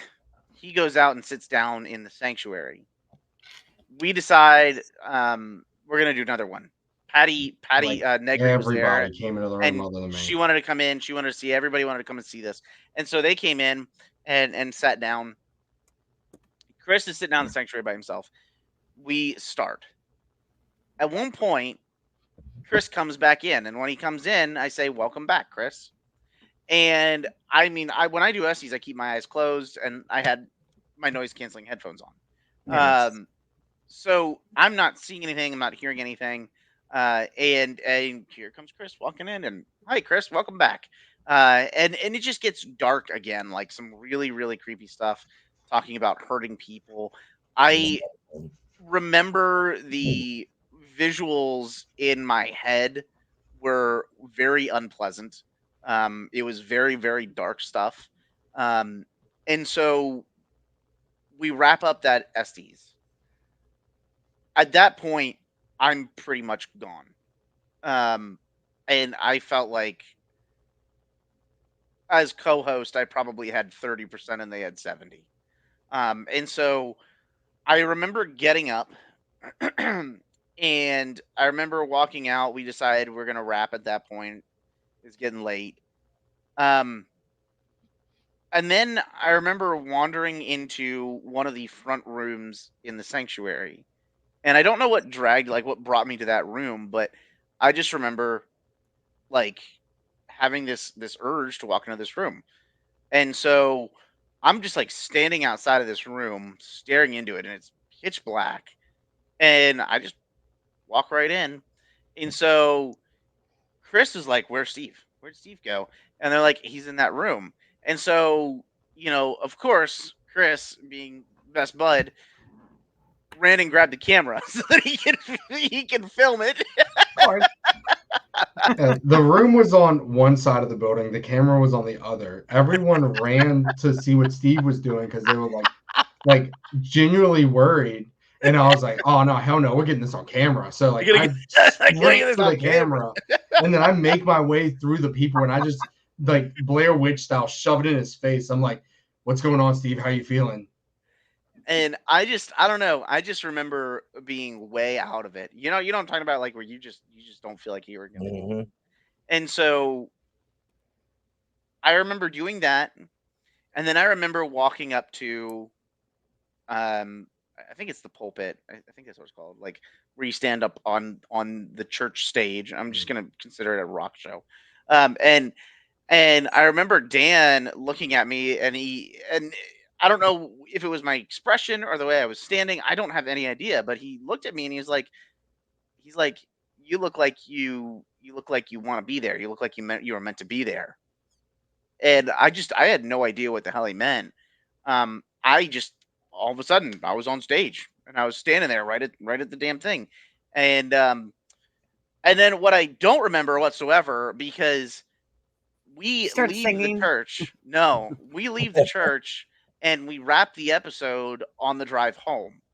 And I start talking about this experience and I say, "Okay, well, I was at the pulpit," and then we packed up the equipment and we went home, or went back to the hotel, and Patty did a massive cleansing on all of us. Um, that's when Chris stops me and reminds me of the fact that no, once you were done on the pulpit, you did not pack up and leave. You disappeared yet again and went upstairs by yourself. Yeah, everyone was like So you didn't talking, and remember like that at all. I was like, Nope. no, everyone was like talking to each other. I was just kind of watching them, and like I just watched him kind of like meander his way up to the steps to go upstairs. And I'm like, let me follow him with the camera. And so he gets up there. I'm up there, and like, "You good? You all right?" And he's like, "Yeah, I'm okay. I'm good." Like super soft, spoken word. Like, "Yeah, I'm okay. I'm good." And like in the camera, like it had IR, the infrared light on it. His pupils were like extremely dilated. I mean, they were just massive. And so I was like, "All right, well, let's head back downstairs, and kind of get all our stuff straight." And he's like, "All right." Come back down, pack up, and we stand outside of the lighthouse for a good like 30, 45 minutes. And Steve's like, "I just want to go back in there. I just want to break back in. I want to get back in there. Like I don't want to leave. I don't want to leave. Like I want to get back in there and Oh, so almost keep like a doing drug. it." Yeah, I felt that with I don't the remember any of that. cemetery of my house. Yes. yeah. I And so remember I was like, packing "All up, right." get in the car, Mm-hmm. and it was just it was creepy, man. And like I don't know. That was just. I mean, that was for me personally. That is one of the weirdest experiences I've ever had, and something that typically I don't bring home anything, but that was definitely the caveat to that. Like for whatever reason, I don't know if it was just because like we were literally the first folks in there, and it was luck of the draw. I don't know what it was, um, but it was pretty intense. And I know that other folks have been in there since. I From what I can tell and what I've heard, they haven't had that experience. Hmm. So I count them lucky. Um, Yeah, right. and I don't, like I said, I don't know if that was just like first folks in, and we're here to play ball. Hi, is anybody here? And somebody was like, get up, that's it. I'm here. I'm ready now. Or what? I don't know, but it was a wild experience, and it was something that didn't just end there. It spanned investigation after investigation after investigation after investigation, to the point where I didn't even want to do Estes method anymore. I was like, I am done, because every time I do this, this is what happens. And you And I know mean, you were ignoring, like you would get to the point you were just ignoring just crap it was saying. Like you were just, because you'd be like, yeah, like especially like when we did like public investigation, you're like, yeah, it was saying stuff I'm not going to repeat, but oh and yeah, like yeah, yeah, yeah. ignoring, because that was crap that was happening at for us, like that was between us, not for the Yeah. public, so.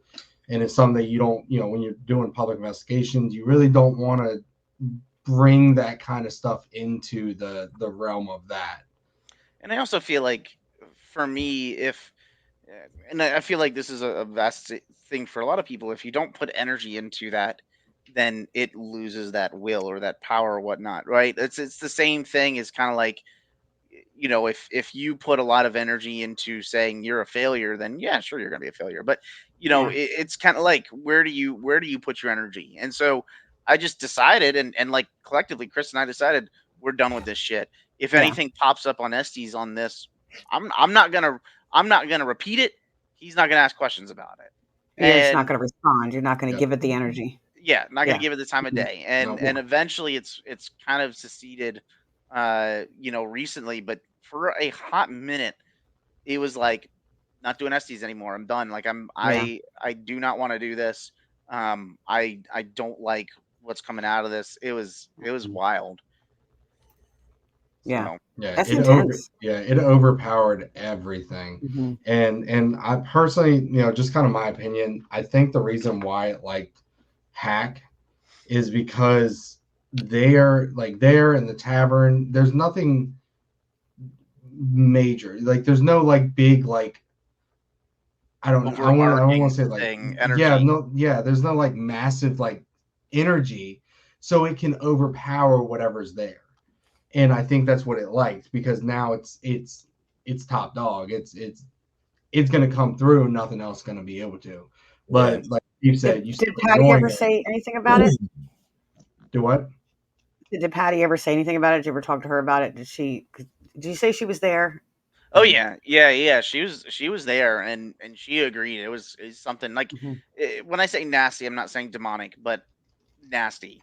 Yeah. Um, and she agreed that it was something. I mean, when we got back to the hotel, she individually cleansed all of Okay. us.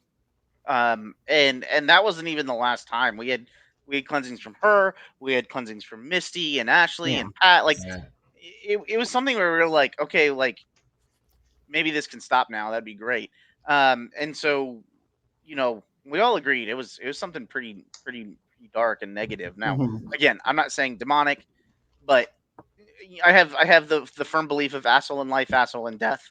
Yeah. Yeah. And so I think that, I mean, keep in mind, again, like Chris said, this is somewhere where you know the Kool-Aid man, Jim Jones, found his passion for religion and organized religion. Do you think it was Jim Jones? I don't know. It kept presenting itself as that. Does that mean that is that? No. When you'd ask, "What's your Yeah, name?" exactly. Jim. Okay. Who are you, Jim? Them. But Yeah. Okay. but does that necessarily strike true? No. Yeah. That is no connotation. I don't. to me, there's no way that you can prove to me you are who you say you are. It's like when I walk up to somebody and they say, Yeah. "Hi, my name's Anthony. What's your name?" And I say, "Oh yeah, my name's Bill." You have no way to prove that. Yeah. Bill. Yeah, I could be anybody. Yeah. And Just look so at our name tags. yeah, like Scott and Mhm. Evan. Yeah. Yeah, like our name And tags. uh, so you Say, know, it's hard to say. I can't say with any certainty what that was.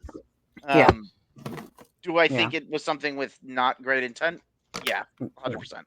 Yeah. I don't see any reason why that would have been a positive intent kind of situation. Yeah. But it was definitely, I would say, aggressive in a sense.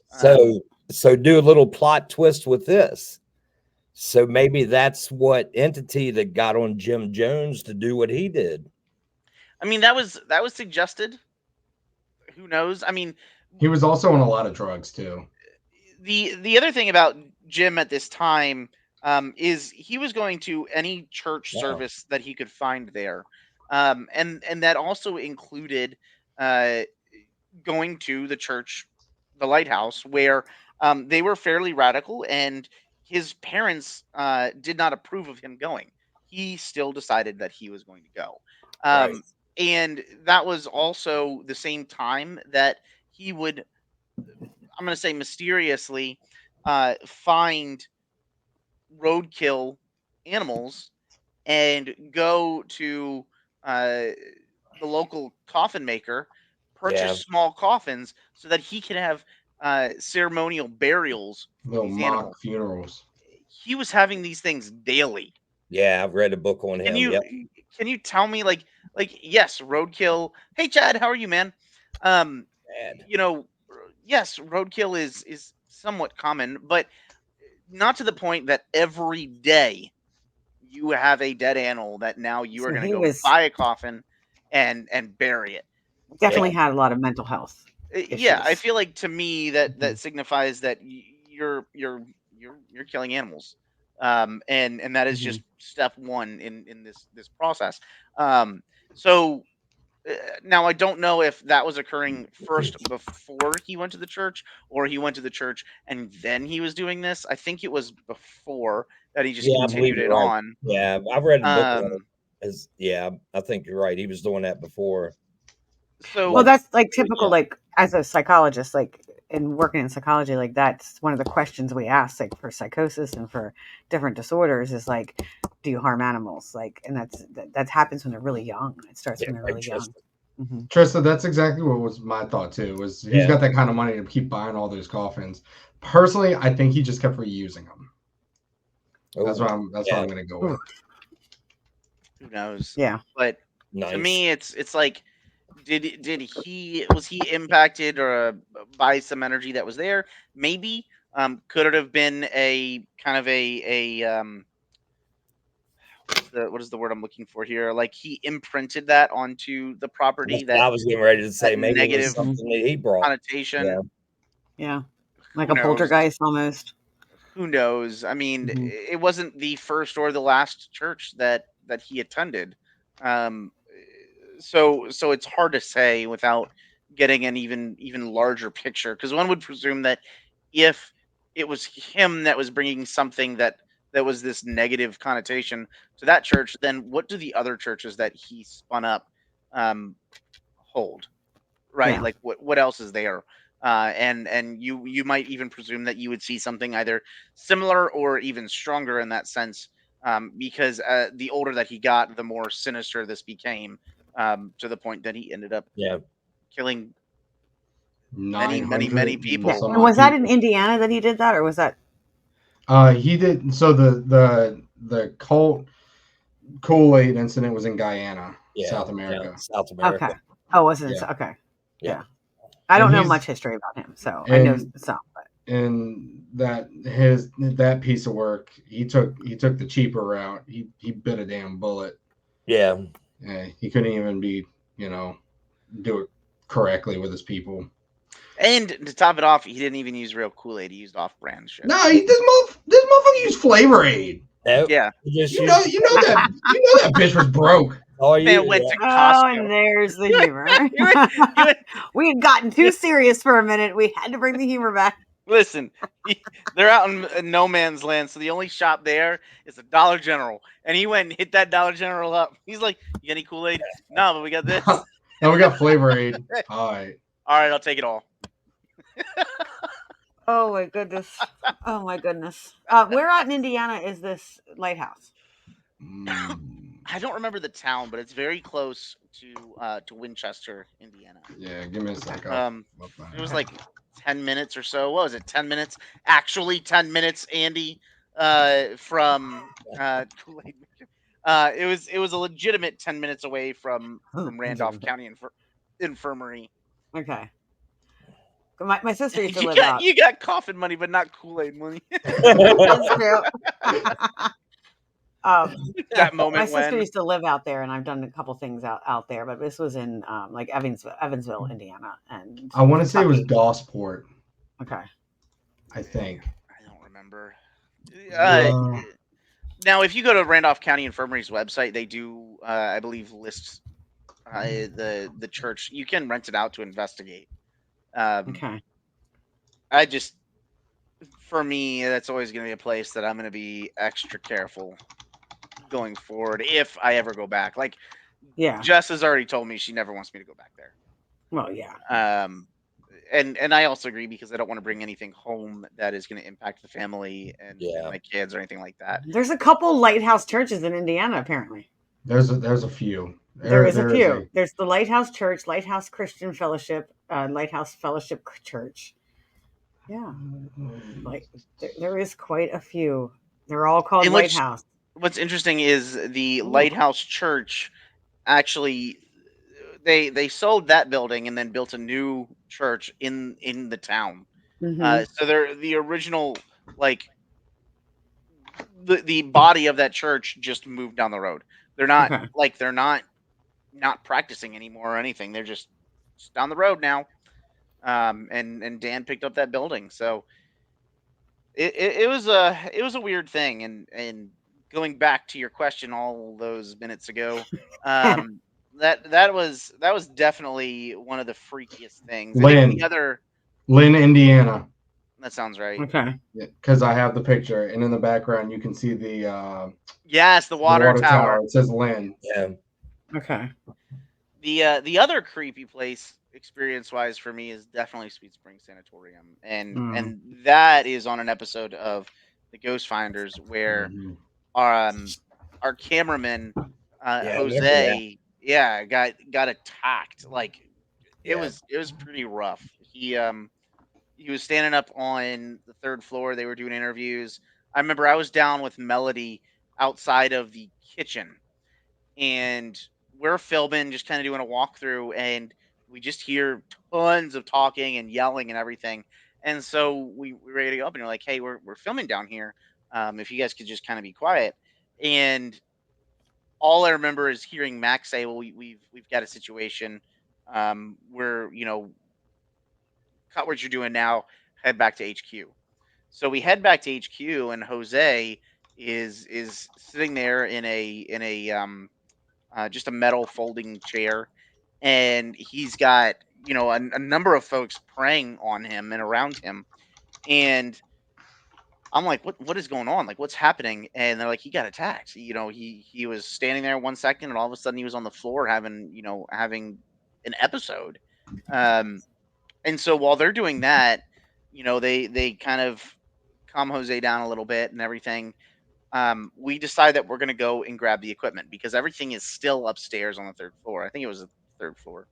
I can never remember how many floors these buildings have.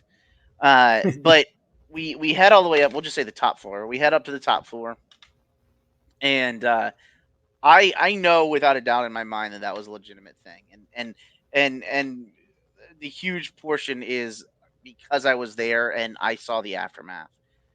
I go up into this hallway with a few of us because nobody was going by themselves at this point anymore, and all of his equipment. And Jose is one of the best cameramen I have met and had the pleasure of working with. He has thousands and thousands of dollars in equipment, and when he fell, he dropped his entire camera rig, and it just blew Oh, to wow. pieces all over the floor. There were parts and pieces everywhere. Oh my Luckily, goodness. nothing broke. I have no idea how, but nothing broke. But everything that was held on, bolted on, whatever, was in pieces and parts all over the floor. So we had to go and scoop everything up, and we go downstairs, and we remember that there was a camera running that had Jose in the shot. We had a secondary Yeah. cam.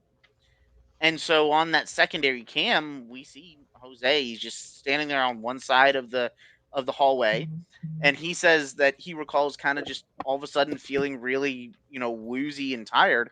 And the next thing he knows, he's on the other side of the hallway, and he hits the other wall. He falls to the ground, and he starts spazzing, like you know, like a seizure. And one of the big things is knowing everybody's medical, not like every small intimate detail, but like, Yeah. are you prone to seizures? Are you allergic to anything? Yeah. Knowing these things before you go on set. And so, like, clean bill of health. He had no issues.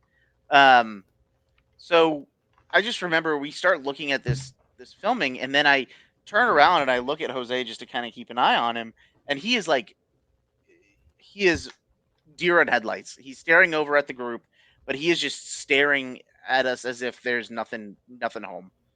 Blinds are open, but nobody's there. Oh, wow. And so I go over to him and I'm like, "Hey man, you okay, Jose?" And he's like, "Yeah." He's like, "I just want to go down." And I said, "Down?" I said, "Like, you want to lay on the floor down?" He said, "No, downstairs." Jose had not been downstairs at all during this filming yet, not once. When we got there, we started rolling pretty quickly, and uh, he had not been to the basement at all. So for him to say, "I want to go down, I want to go to the basement," I'm like, "Nope, no, you're not." I said, No. "Jose," "Jose, we're gonna go outside now. We're gonna get off the property, okay, buddy?" And he's like, "No, I want to go down." I'm like, "Nope." So Rob and Megan help me. We get him outside, and they start praying over him a little bit more, and then he throws up this black stuff. And it's just, Oh. it was the weirdest thing. I mean, it was pretty chilly out there too, but like, he was shaking, like visibly shaking cold. He was wearing my jacket, Megan's jacket, Max's jacket, Dan's jacket, Rob's jacket, Heather's jacket. I mean, this man had like down comforters on him, and he is shaking, freezing. He finally like throws up this little black whatever. I don't know what the hell it was. And then he's back. He's like, "Hey, like, where am I?" He has zero recollection of what went on. Oh, that's so weird. And so, hey, Stephanie. Hey, Stephanie. And so, understandably, he's like, I don't want to head back in quite yet. So we stay outside for a minute. Then he, decides, you know what, I'm gonna head in. We're gonna head into the HQ, which is just the first room, right there.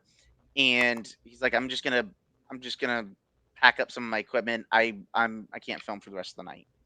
And so we agree, like, that's probably fine.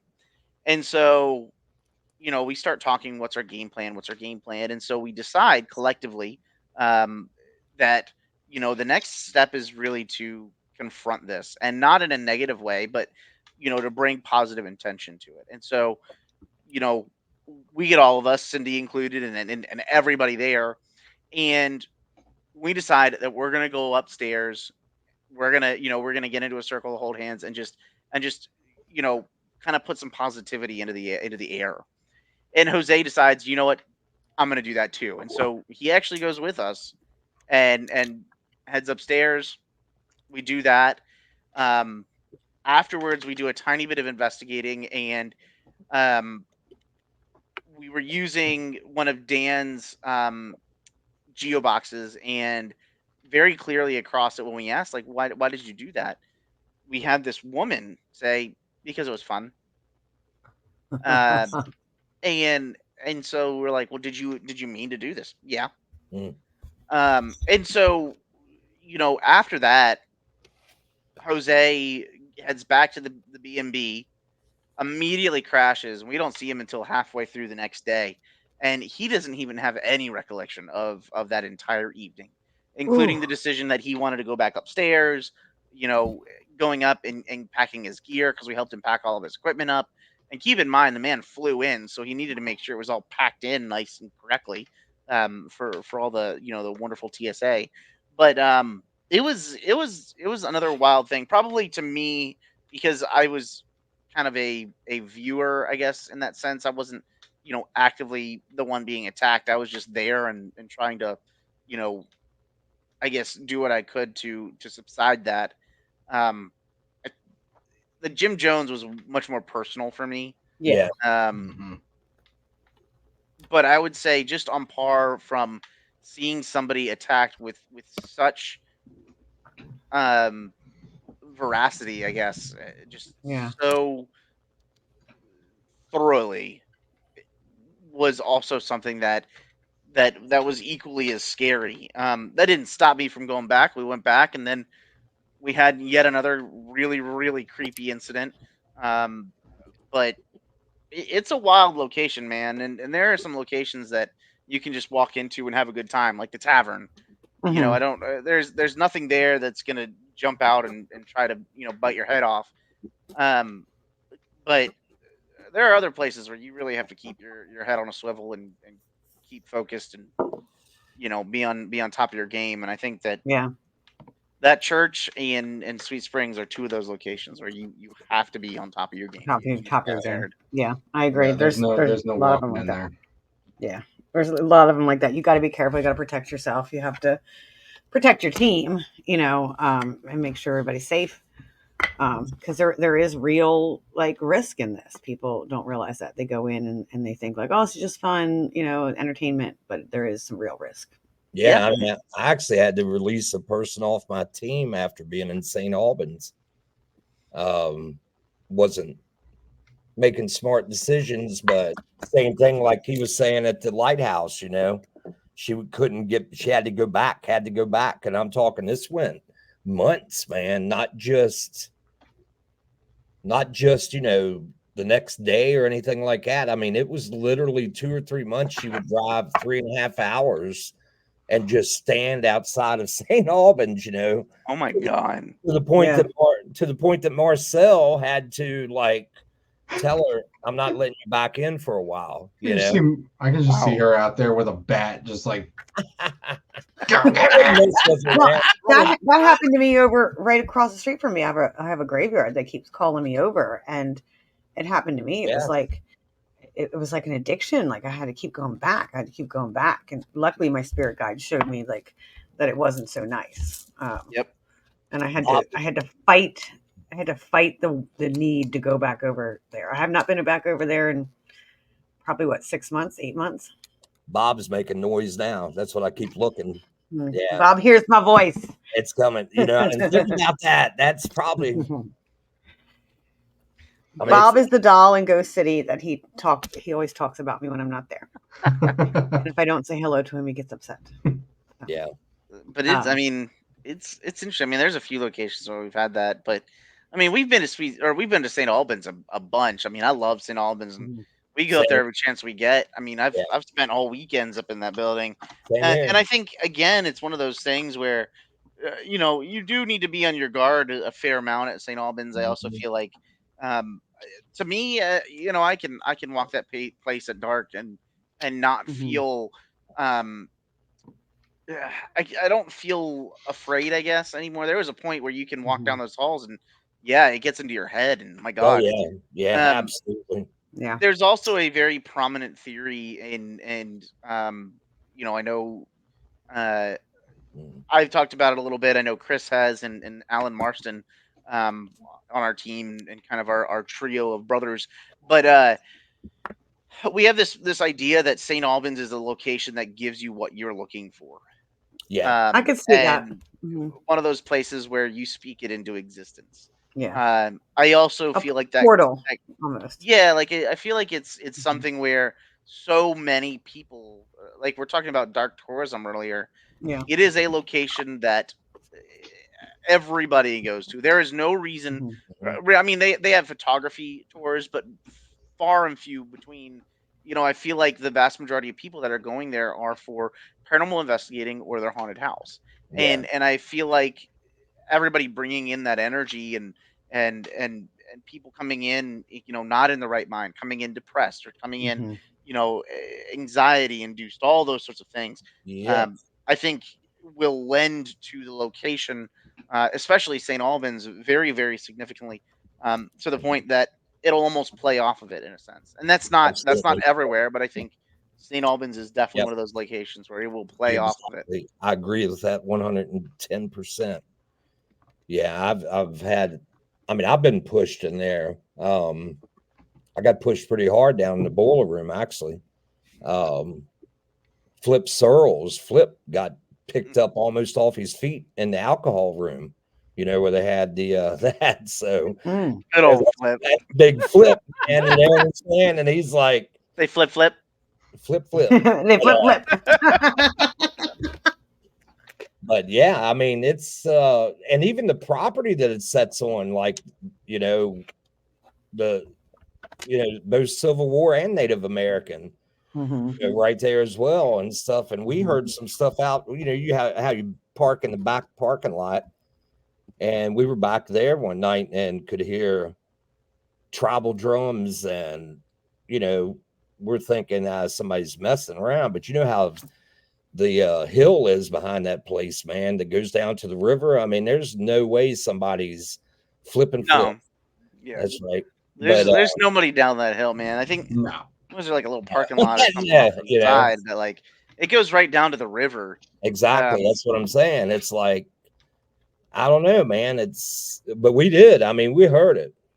Mhm. So I think what Yeah. you should do, and this is what we did the most recent time, and we had some success with this, is we all decided that collectively, well, individually, but as a whole, let's each say to ourselves one thing that we will experience this time. Mhm. And for me, it's this figure, and if Ronnie, if you're still on, Ronnie can attest to this. On the second floor in the King Center, and it's always the spots for me at St. Albans. I always go to the spots that are not investigated typically. um and I feel like that's where you get the most activity nowadays. I think the places like the bowling alley, the boiler room, they're yeah, I overdone. was surprised at that. Yeah, but most of my experiences has been in the King Center, man. Well, Like yeah, that's what I'm right saying. The above King the grand Center, staircase and shit. Yeah. second floor King Center.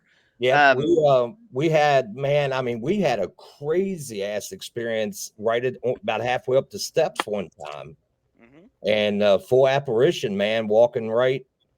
My kid, my kid was like, he's been in it for a long time, but I mean, I mean, he just that was the game changer for him. And what's the kid's name up there? Jacob. Yeah, we heard me and Buster were giving some people a tour before we investigated one night, and it was still daytime, and we were standing right outside Jacob's room, and man, it sounded like this kid laughed right in the middle, you know what I'm saying, of the group of us. And I'd never had that happen, but I've had some weird experiences in there, man, for sure. I'm not convinced that Jacob is a real boy, by the way. Um, I could see that. but we took on this idea that let's see if we say to ourselves, I'm gonna have this experience. Chris is gonna have that experience. Uh, Alan is gonna have that experience. And damnedest thing is, mine was I'm gonna experience something on the second floor King hallway that is reminiscent to the first thing I experienced there, which was this black mass that formed, just probably waist high on the floor. Didn't look like a tornado, did it? Like moving? It was like a it was like a ball, but almost oily in a sense, Yeah. like moving.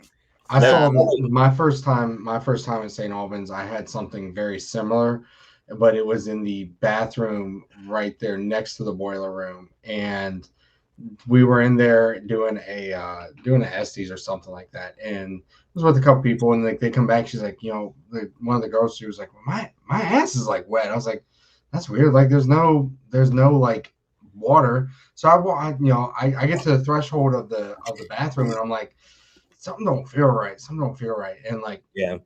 I had my sister Megan was behind me, and I walk in there. I got the flashlight, and I saw a black ball, skate across the tile. And I was like, nope, I'm out.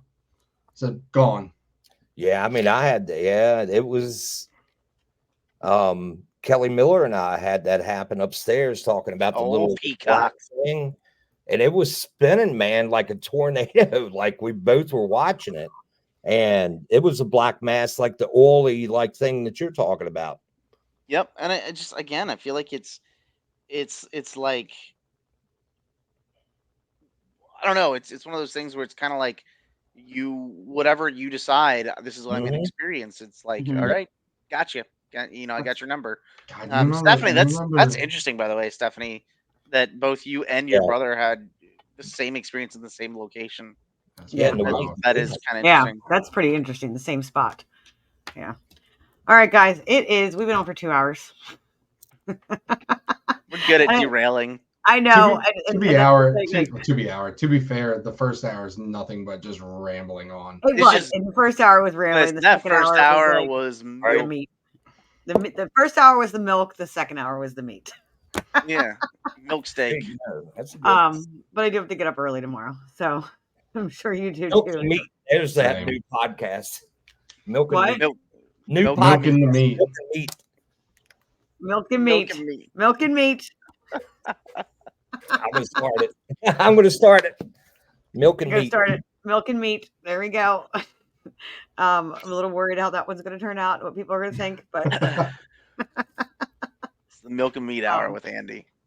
how That's can people milk and That's meat hour.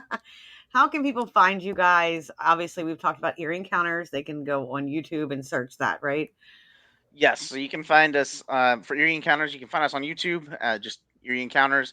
Also on Facebook, Eerie Encounters. We had a TikTok that got disabled or something. It got deleted. Who the hell knows? We uploaded like 2 videos and that was it. We didn't even do that. I think I added something randomly to the story, and then we And then- liked the shrimp rave guy, and that was it. Yes, the Yeah, shrimp there we rave go. guy is the best. You can also find us on Transcend Paranormal, and that is transcendparanormal.com, or Transcend Paranormal on Facebook, Instagram, all the social medias, Transcend Paranormal. You can also watch me and sometimes see Chris, but usually it's more behind the scenes for Chris on the Ghost Finders. It's ghostfinders.com. Also, you can find us on Paraflix, social media as the Ghost Finders, and the Spirit Channel on Roku devices, as well as the newly launched the Spirit Channel. I think it's .tv website. So you can find us all there, and then for the Hanover Tavern, hanovertavern.org. If you come and visit, you might see me moseying about. Chris might cook your food. So we'll see. Do you make the grits? Do you make I do the not. grits? I don't make the grits. I have made the grits, but I don't make the grits. Oh, I love the grits. The grits, the white cheddar grits, they're like heaven. I love the grits. They were sold out last time when we were there. They had Oh, no that's grits. surprising. I Because usually we know. don't sell out of everything. I was during the Paracon. Everybody wanted the grits. I'm from the South. You can't get grits up here like that. Shrimp and grits, baby. Shrimp and Dude, grits. I love the shrimp and grits. But we I also know. had a number of plays that the day before. Remember that? We had a True. play Friday night, Yeah, and that may have literally eaten into our food. all the grits. All the We may have grits. eaten into the grits. Although So I want to all the commend old folks, they can't get the hard foods like the steaks. They got to get the softs, They gotta get the tapiocas. the tapioca puddings and grits. So I see a couple names on here that have probably been here for the 2 hours. I want to thank you guys if you've lasted the entire 2 hours. Just comment in here if you've been here for the entire 2 hours for this show. It's been wonderful. It was definitely a blast having you guys on. And Thank you for having us. definitely would like to have you back again. Appreciated, man. I think we could probably talk all night. Oh The yeah. midnight Probably. hour. Trista's been here the entire time. So thank you, you. Trista, for sticking with us with Bonnie, all the milk. it's the Stevens. The Stevens, Of course, they have to. They showed. It's because of the implication. It's an Always Sunny in Philadelphia reference. Sorry. The implication, right? The implication. It's part of the dentist system. It's the implication.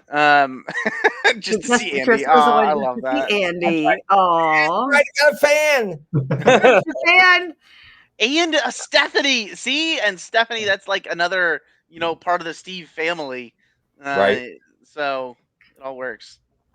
yes, it was wonderful My having you people. guys. It's wonderful. Thank you all for commenting and being here. Some final words, you guys. Final words. What do you want to tell everybody? Final words, moist. Moist. Panties make me feel uncomfortable. Panties. Panties. Bonnie says Jersey. Joyzy. Joyzy. What's another word? I don't know. Have fun. Yeah. Go nuts. Flying Flying squirrels. squirrels. Oh my God, they said it together. I know they did. Squirrel. I have my squirrel comes to my door. Like literally, I had a show this weekend, and I opened my door. And sorry, now we're on another story, but I opened my door, and Oh there's God, my that's a good one. squirt. My squirrel is right there at the door, and like wanting to come in. Like, Your where's my squirrel? nut? You have a squirrel? His name is Walnut, and I feed him out of my hands. Okay. I do. He comes right up. Like I'm waiting for him. It's to a wild squirrel. It's a wild squirrel in my yard. Okay. And he may be rabid and gonna It may be rabid. and he's gonna make me die. But he comes right up to me. He got in the house one day. He's in the house. I walked in and he's in the house. What are you doing in the house? I'm looking for milk. That's right. Where's the goddamn milk? milk? Yes. So yeah, squirrels. I love my squirrels. It's the next thing you have to do is try to see if he'll drink milk. I actually ate a bowl of cereal outside today. I should have left it out there for him. Really? They liked popcorn. I gave them popcorn today, stale popcorn. You know, you go squirrel watching. That'll be the next thing. Squirrel watching. Squatch. The Squatch. squirrel. I was trying to come up with a word for that, but that didn't work. The sass squirrel. Sass squirrel. Sock The sass squirrel. squirrel.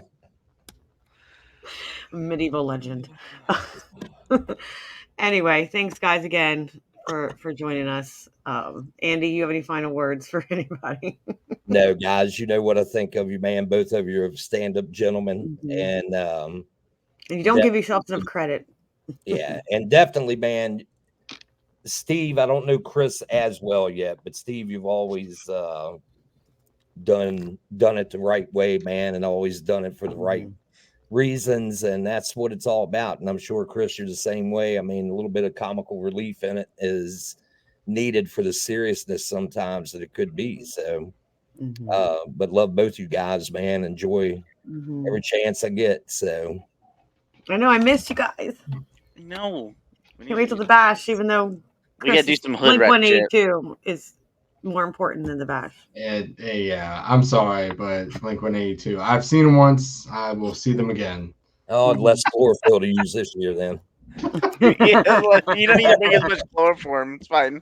Everybody wants to go squatching this year, by the way. Bro, I know everybody wants to go squatching. We should do like an event out of it. Like we should do like We were talking Like, about that. We were talking. I was talking Yeah. to Pam about it. Actually, was a yeah. fundraising squatch hunt. I'll Let's go. do that. Okay. We'll do a fundraising squatch hunt, and Yeah. and we'll just get rags for everybody, and and we'll just tell them we're gonna follow us. We're gonna drive 10 minutes down the road.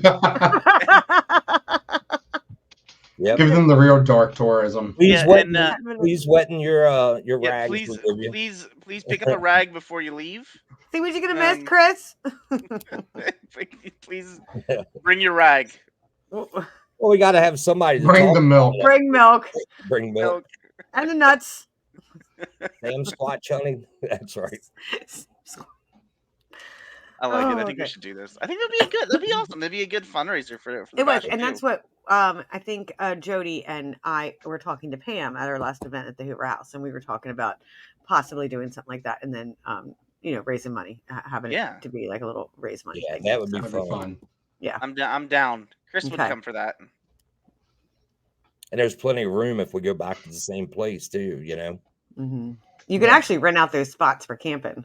So we could actually Chris. just, it's like $20 and we rent out the spot and that way we have it, light a fire.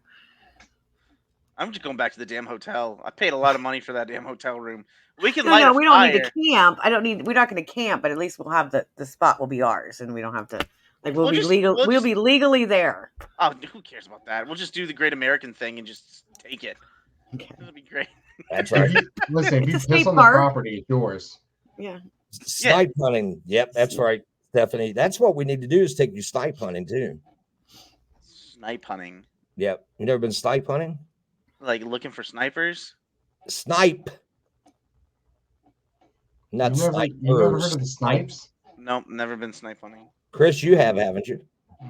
I know. I've been Yeah. snipe hunting. Okay. We'll Steve and take I it. are lost in it, I think. Well, right there. We'll take them, Chris. I It's the bet. West Virginia. Stephanie says the West thing. Virginia. Apparently, I'm not redneck enough. No, you need Yeah. Doritos, a piece of fishing line, and well, you need a Dorito bag with Doritos in it. That's the easiest way to do it. Mm-hmm. Wouldn't you Are say? we making trash tacos? No, it's snipe The bait. snipe might, but I don't know. You know. Yep. Okay. I don't know what I'm signing up for, but I'm in. I don't know either. I'm down. That's what I Whatever. did. That's the same thing when Andy was like, you know what? I couldn't get us a location to investigate, but you know what? There's some Sasquatch that were sighted a couple miles up the road. About 10 Yeah, minutes only up the 10 road. minutes. There was some Sasquatch that were spotted about 10 minutes up the road. You want to That's go up right. there? And I was like, I told Chris, I'm like, Chris, we're gonna go Sasquatch hunting. He's like, where? I said, I have no fucking idea. I said, I'm in. It was only 10 minutes away. Yeah, only 10 minutes away. Only 10 minutes what? 10 minutes, 10 miles. 10 minutes, 30 minutes later. Pam did secure the Hoffman mansion to investigate. I saw that they're doing the Yeah. investigation. I thought that was Mhm. cool. Yeah. But we Good should stuff. do a Squatch watch, and because I know that the Hoffman's going to be limited space, and so maybe we do that, and have folks being able to do 2 different things on Saturday night. Yeah. Yeah. Mhm. Do some squatchy Alright. behavior. Be fun. 10 minutes away. All right, guys. Thanks again. Thanks for joining us. Thanks everybody for watching. And just remember, fill your cup first. What I always say, you can't pour from an empty cup.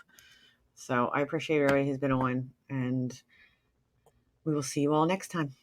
Thanks, guys. Have a great evening. Moist.